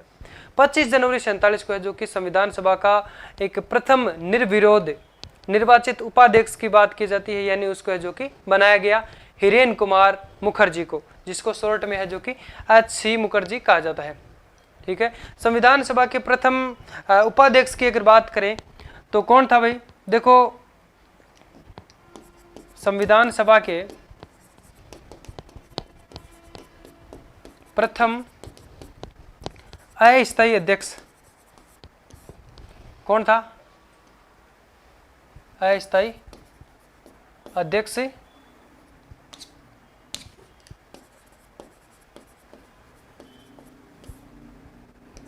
सिन्हा था। और इनका एक दोस्त था फ्रैंक एंथनी।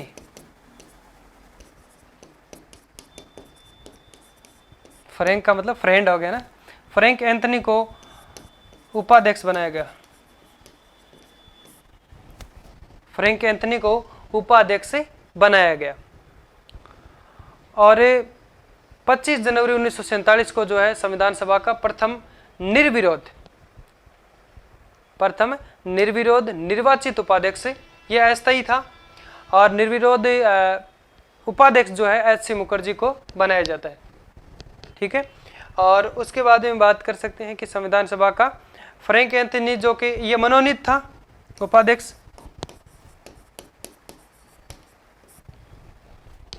और HC मुखर्जी को हिरेन कुमार मुखर्जी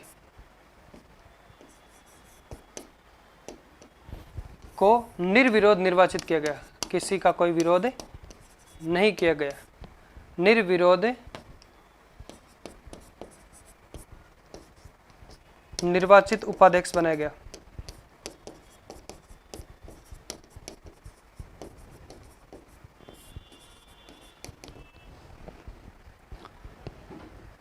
ठीक है, और देखो इसमें दो बात आती है। अगर बात की जाए संविधान सभा का पहला मनोनीत उपाध्यक्ष की बात आती है तो फ्रैंक एंथनी था। और अगर इस प्रकार से प्रश्न बन जाए कि संविधान सभा का प्रथम निर्विरोध निर्वाचित उपाध्यक्ष की बात है तो कौन होगा, HC मुखर्जी। यहाँ पे ऐसे भी नाम आ सकता है हिरेन कुमार मुखर्जी। ठीक है, तो आपको ध्यान में रखना है। समझ में आया यहाँ तक। फिर इसके बाद में तीसरा अधिवेशन की बात करते हैं जो कि 28 अप्रैल 1947 से है जो कि 2 मई 1947 तक चला था। ठीक है, तो दूसरा अधिवेशन के बारे में लिखते हैं।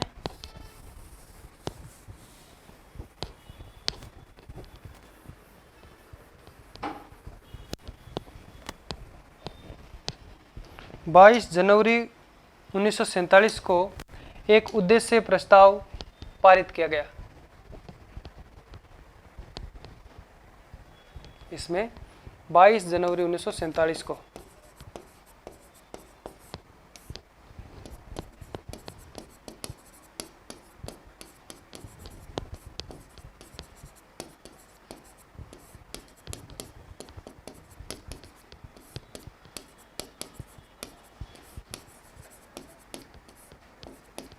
एक उद्देश्य प्रस्ताव पारित किया गया। फिर बजट के लिए बहस किया गया। कब से कब तक, 22 से 24 जनवरी 47 को। संविधान सभा द्वारा 22 जनवरी से लेकर के 24 जनवरी के बीच में बजट पर चर्चा के लिए है, जो कि एक गुप्त बैठक का आयोजन किया गया। संविधान सभा में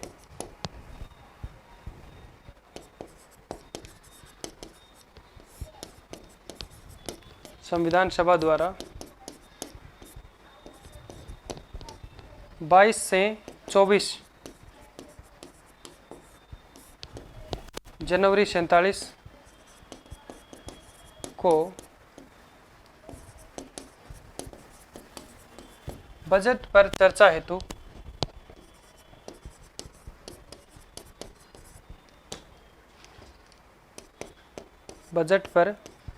हेतु एक गुप्त बैठक का आयोजन किया गया।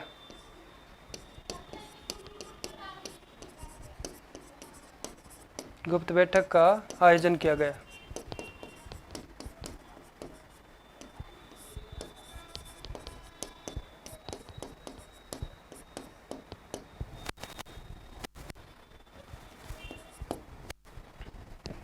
बाईस से 24 जनवरी 47 को बजट पर चर्चा हेतु गुप्त बैठक का आयोजन किया गया।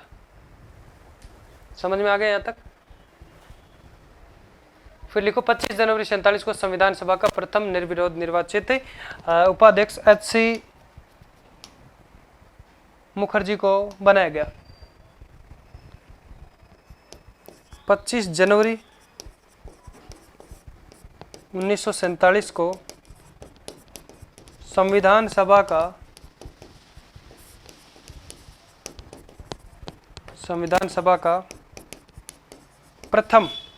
प्रथम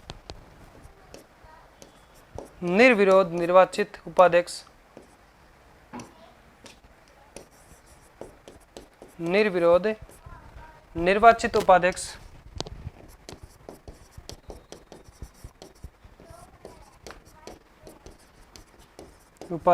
किसको बनाया गया? एच.सी.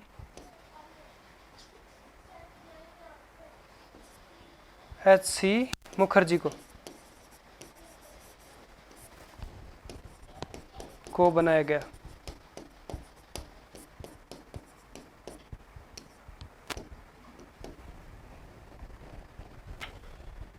पच्चीस जनवरी 47 को संविधान सभा का प्रथम निर्विरोध निर्वाचित उपाध्यक्ष एच.सी. मुखर्जी को बनाया गया।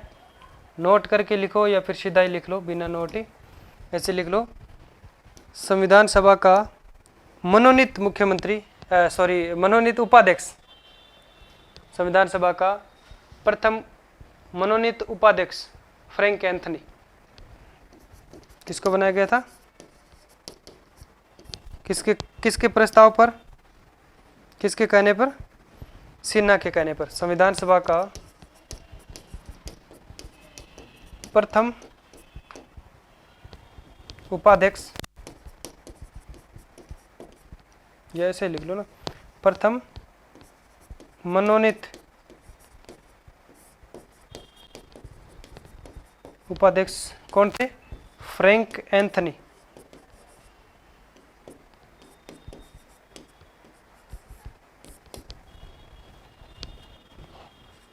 Frank Anthony.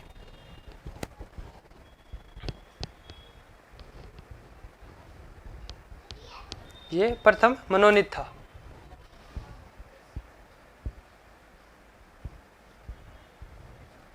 इसके बाद में तीसरा अधिवेशन पर बात करते हैं। लिखो यहां तक।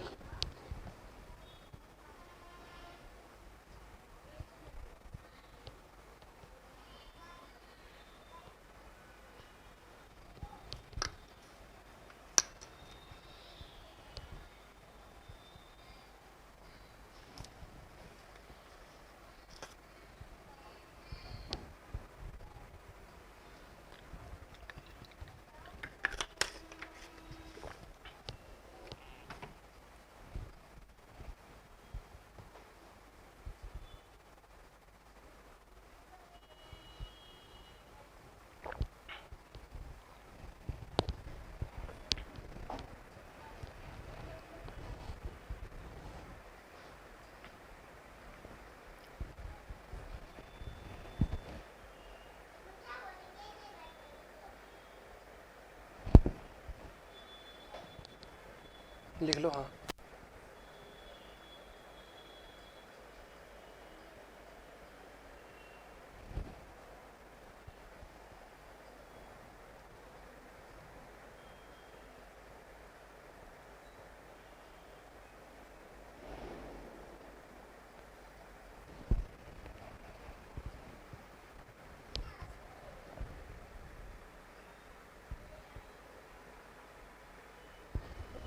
चले लिखो। तीसरा अधिवेशन।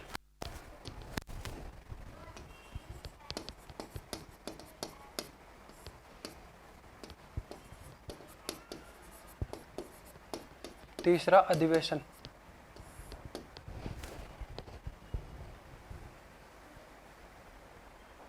कब से कब तक चला था? 28 अप्रैल से 2 मई 47 तक।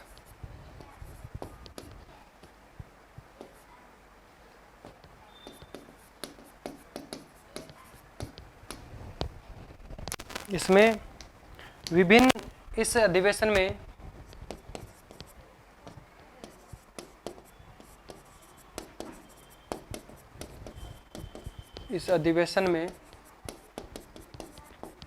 विभिन्न समितियों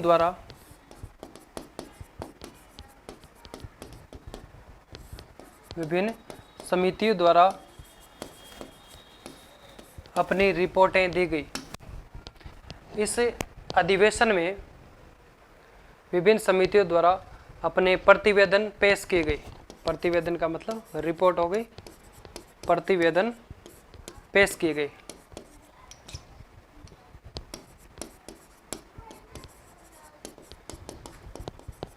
पेश किए गए और ये प्रतिवेदन संविधान सभा के अध्यक्ष को पेश किए गए। किसको किए गए थे ये प्रतिवेदन?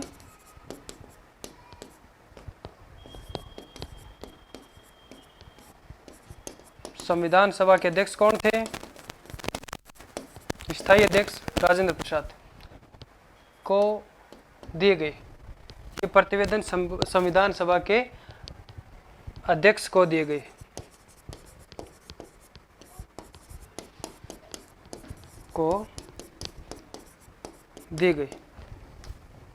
ठीक है।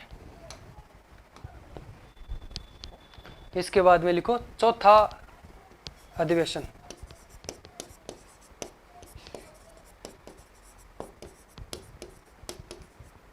चौथा अधिवेशन कब हुआ था? 14 जुलाई से 31 जुलाई तक चलता था। 14 जुलाई से 31 जुलाई 47 तक चला था।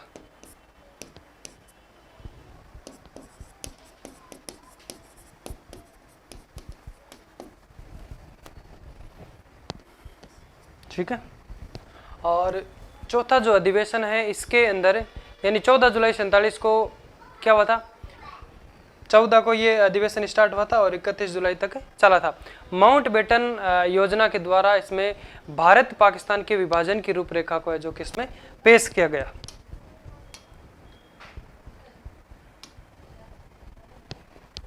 किसकी योजना थी ये? माउंटबेटन योजना द्वारा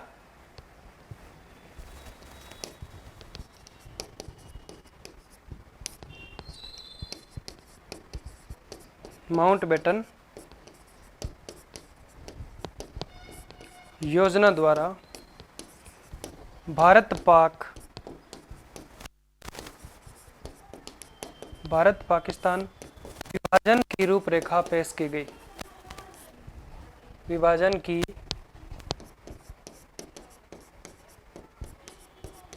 रूपरेखा पेश की गई।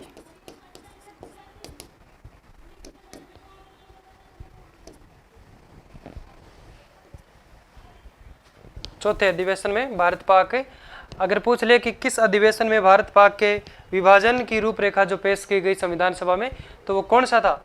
चौथा अधिवेशन था। कब से कब तक चला था? 14 जुलाई से 31 जुलाई 1947 तक है जो कि चला था। और इस अधिवेशन में भारतीय स्वतंत्रता अधिनियम 1947 जो है वो पेश किया गया था। भारतीय स्वतंत्रता अधिनियम 1947 पेश किया गया था 16 जुलाई को, 2 दिन बाद, यानी जब ये अधिवेशन स्टार्ट किया गया उसके 2 दिन बाद यानी 16 जुलाई 47 को संविधान सभा में 2 उपाध्यक्ष जो है निर्विरोध निर्वाचित किए गए। एक तो H.C. मुखर्जी, दूसरा V.T. कृष्णामाचारी। इन 2 को है जो कि निर्विरोध उपाध्यक्ष के रूप में इनको नियुक्त किया गया था, निर्वाचित इनको किया गया था। और 22 जुलाई 1947 को संविधान सभा के द्वारा राष्ट्रीय ध्वज को अपनाया गया था। बहुत इंपॉर्टेंट चीज़, इसको आप हाईलाइट कर लेना कि 22 जुलाई 1947 को संविधान सभा द्वारा राष्ट्रीय ध्वज को अपनाया गया। राष्ट्रीय ध्वज से संबंधित अगर हम बात करें तो समिति के अध्यक्ष कौन थे? राष्ट्रीय ध्वज से संबंधित समिति के अध्यक्ष थे डॉक्टर राजेंद्र प्रसाद। इसके बाद में 5वां अधिवेशन पढ़ते हैं। 5वां अधिवेशन, चौथे अधिवेशन में लिखो, इस अधिवेशन में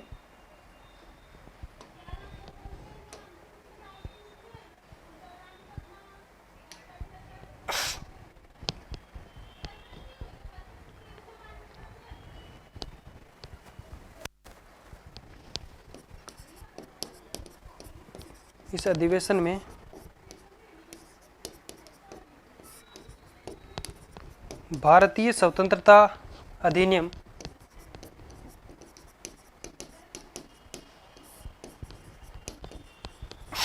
कौन सा अधिनियम पेश किया गया?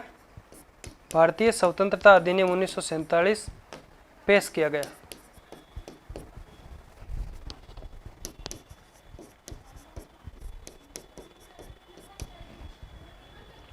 ठीक है, उसके बाद में लिखो 16 जुलाई 1947 को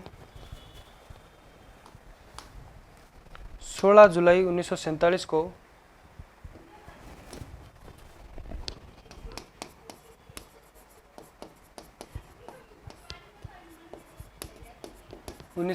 को संविधान सभा द्वारा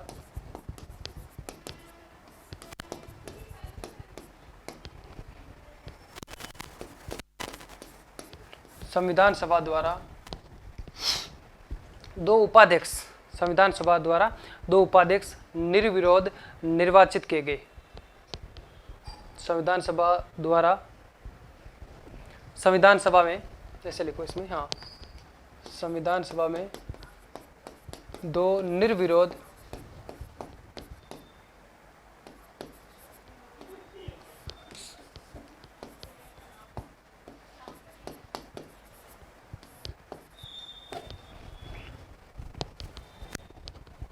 संविधान सभा में 2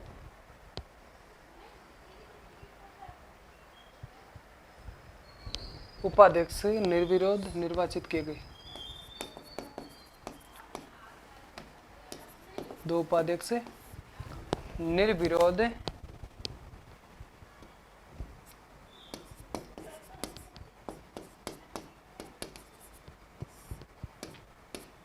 निर्वाचित किए गए।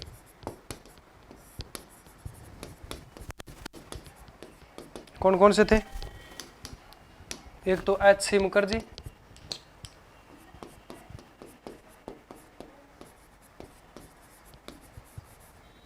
एक था V.T. कृष्णामाचारी।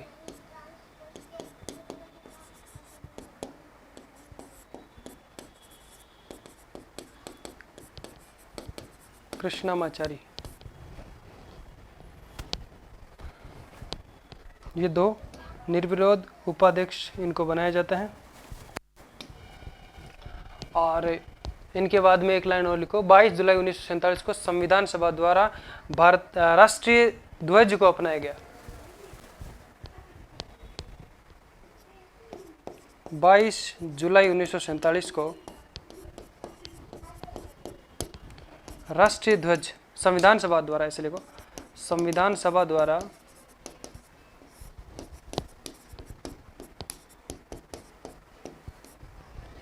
राष्ट्रीय ध्वज को अपनाया गया।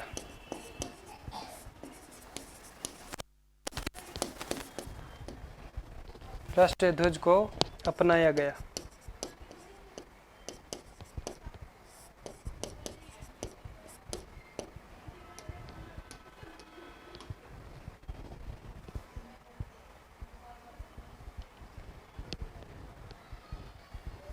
फिर नोट करके लिख दो एक चीज, राष्ट्र ध्वज से संबंधित समिति के अध्यक्ष कौन थे भाई?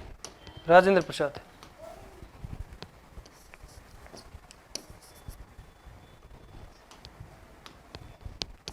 राष्ट्र ध्वज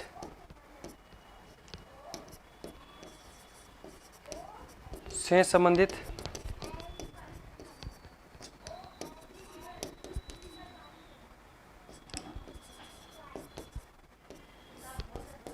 समिति के अध्यक्ष कौन थे? राजेंद्र प्रसाद।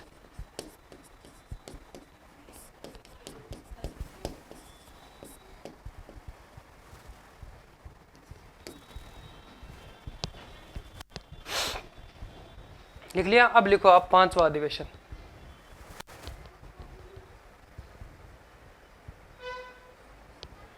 लास्ट है पांचवा अधिवेशन, जो कि 14 अगस्त से 30 अगस्त 1947 तक चलता है।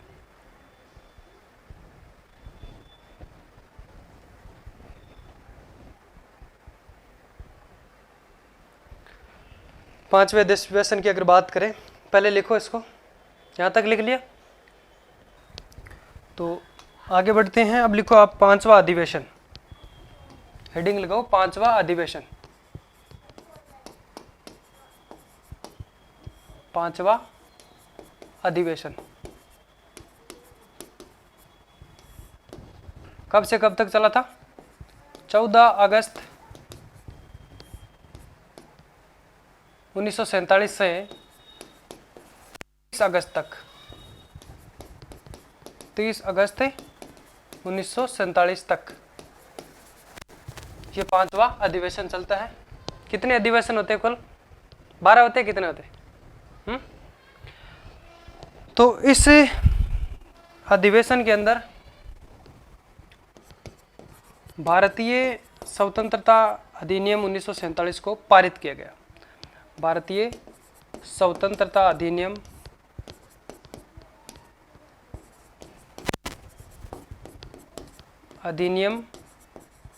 1947 को पारित किया जाता है। 47 पारित किया गया, पारित किया गया, जिसने संविधान सभा को दो भागों में बांट दिया। जिसने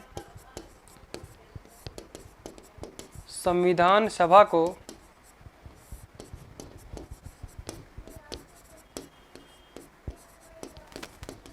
दो भागों में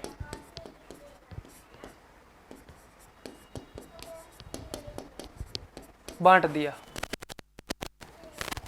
संविधान सभा को कितने भागों में बांट दिया? दो भागों में।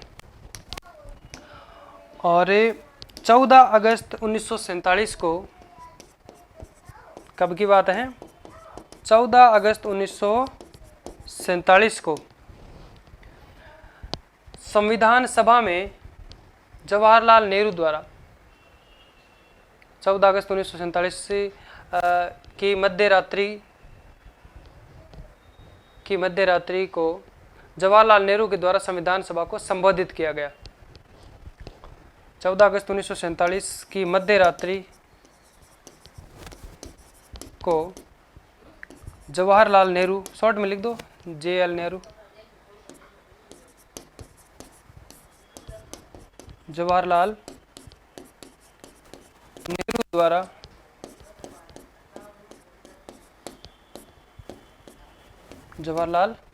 नेहरू द्वारा संविधान सभा को संबोधित किया गया। संविधान सभा को संबोधित किया गया, जिसे क्या कहा जाता है भाई? इस रात को कहें या फिर इसे हम कह सकते हैं इंतजार को कहें, क्या कहा जाता है इसको? ये जो 14 अगस्त 1947 की जो मध्य रात्रि है, यहाँ पे से नहीं लिखा ना, मध्य रात्रि, मध्य रात्रि को, ठीक है, जिसे चिर प्रतीक्षित भाग्यवधु, जिसे डैश करके लिख दो, भाग्यवधु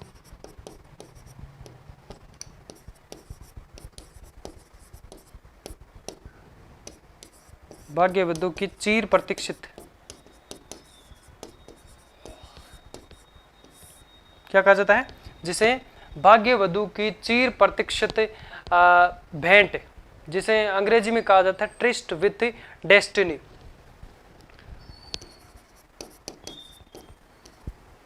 अंग्रेजी में क्या कहा जाता है, ट्रिस्ट विथ डेस्टिनी।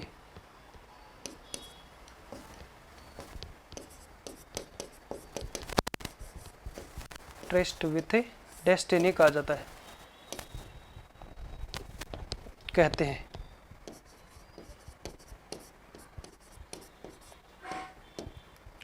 इस भेंट की भारत को बहुत भारत ने है जो कि इसका बहुत इंतजार किया था। फिर 15 अगस्त को हमारा देश से आज़ाद हो जाता है, स्वतंत्र हो जाता है। ठीक है, तो भारतीय स्वतंत्रता अधिनियम 1947 किस अधिवेशन के अंदर है जो कि पेश किया गया था, चौथे अधिवेशन के अंदर पेश किया गया था, और 5वें अधिवेशन में है जो कि इसको पारित कर दिया गया। और 14 अगस्त यानी 5वां अधिवेशन जिस दिन स्टार्ट हुआ, तो 14 अगस्त 1947 उसी दिन यानी मध्य रात्रि को जवाहरलाल नेहरू के द्वारा संविधान सभा को संबोधित किया जाता है, जिसे क्या कहा जाता है, भाग्यवधू की चिर प्रतीक्षित भेंट कहा जाता है, जिसे अंग्रेजी में ट्रिस्ट विथ डेस्टिनी कहते हैं। ठीक है, यहाँ तक समझ में आया। और आज के सेशन को यहीं तक करते हैं, लगभग 2 घंटे हो रहे हैं आज की क्लास को। और इससे पहले जो हमारे 2 पार्ट संविधान के निर्माण से संबंधित जो डल चुके हैं, वो भी आप अगर आज नए हैं सेशन में तो आप उनको भी देखें। और ऐसे हमारी 2-2 घंटे की अगर क्लास चलेगी तो 2 या फिर 3 क्लास और हो जाएगी, फिर संविधान निर्माण का जो हमारा टॉपिक है कंप्लीट हो जाएगा। फिर संविधान की विशेषताएं हम पढ़ेंगे। ठीक है, तो इसके बाद में हम क्या पढ़ेंगे, जैसे 15 अगस्त 1947 को माउंटबेटन के द्वारा संविधान सभा को संबोधित किया गया। 15 अगस्त 1947 को किसके द्वारा संविधान सभा को संबोधित किया गया, माउंटबेटन के द्वारा। और भारतीय स्वतंत्रता अधिनियम 1947 ये जो है, इसके बाद भारतीय संविधान सभा में सदस्यों की जो संख्या है वो किस प्रकार से रही। देखो, कैबिनेट की बात करें तो इसमें ब्रिटिश प्रांत कितनी थी, उसके सदस्यों की संख्या 292 थी, और देशी रियासत के सदस्यों की संख्या थी 93, और चीफ कमिश्नर की थी 4, यानी जिसको हम केंद्र शासित प्रदेश कहते हैं। पाकिस्तान के अंदर यानी जो ब्रिटिश प्रांत की जो 292 सदस्य थे, उनमें से 66 सदस्य, यहाँ तक लिख लिया आपने, फिर थोड़ा बहुत समझते हैं और कल नेक्स्ट सेशन में उसके बारे में बात करेंगे। ठीक है, या फिर कल ही करेंगे सब, है ना। तो आज के सेशन को साथियों यहीं पे पूर्ण करते हैं, तब तक के लिए एक छोटा सा ब्रेक लेते हैं। बाय बाय, जय हिंद।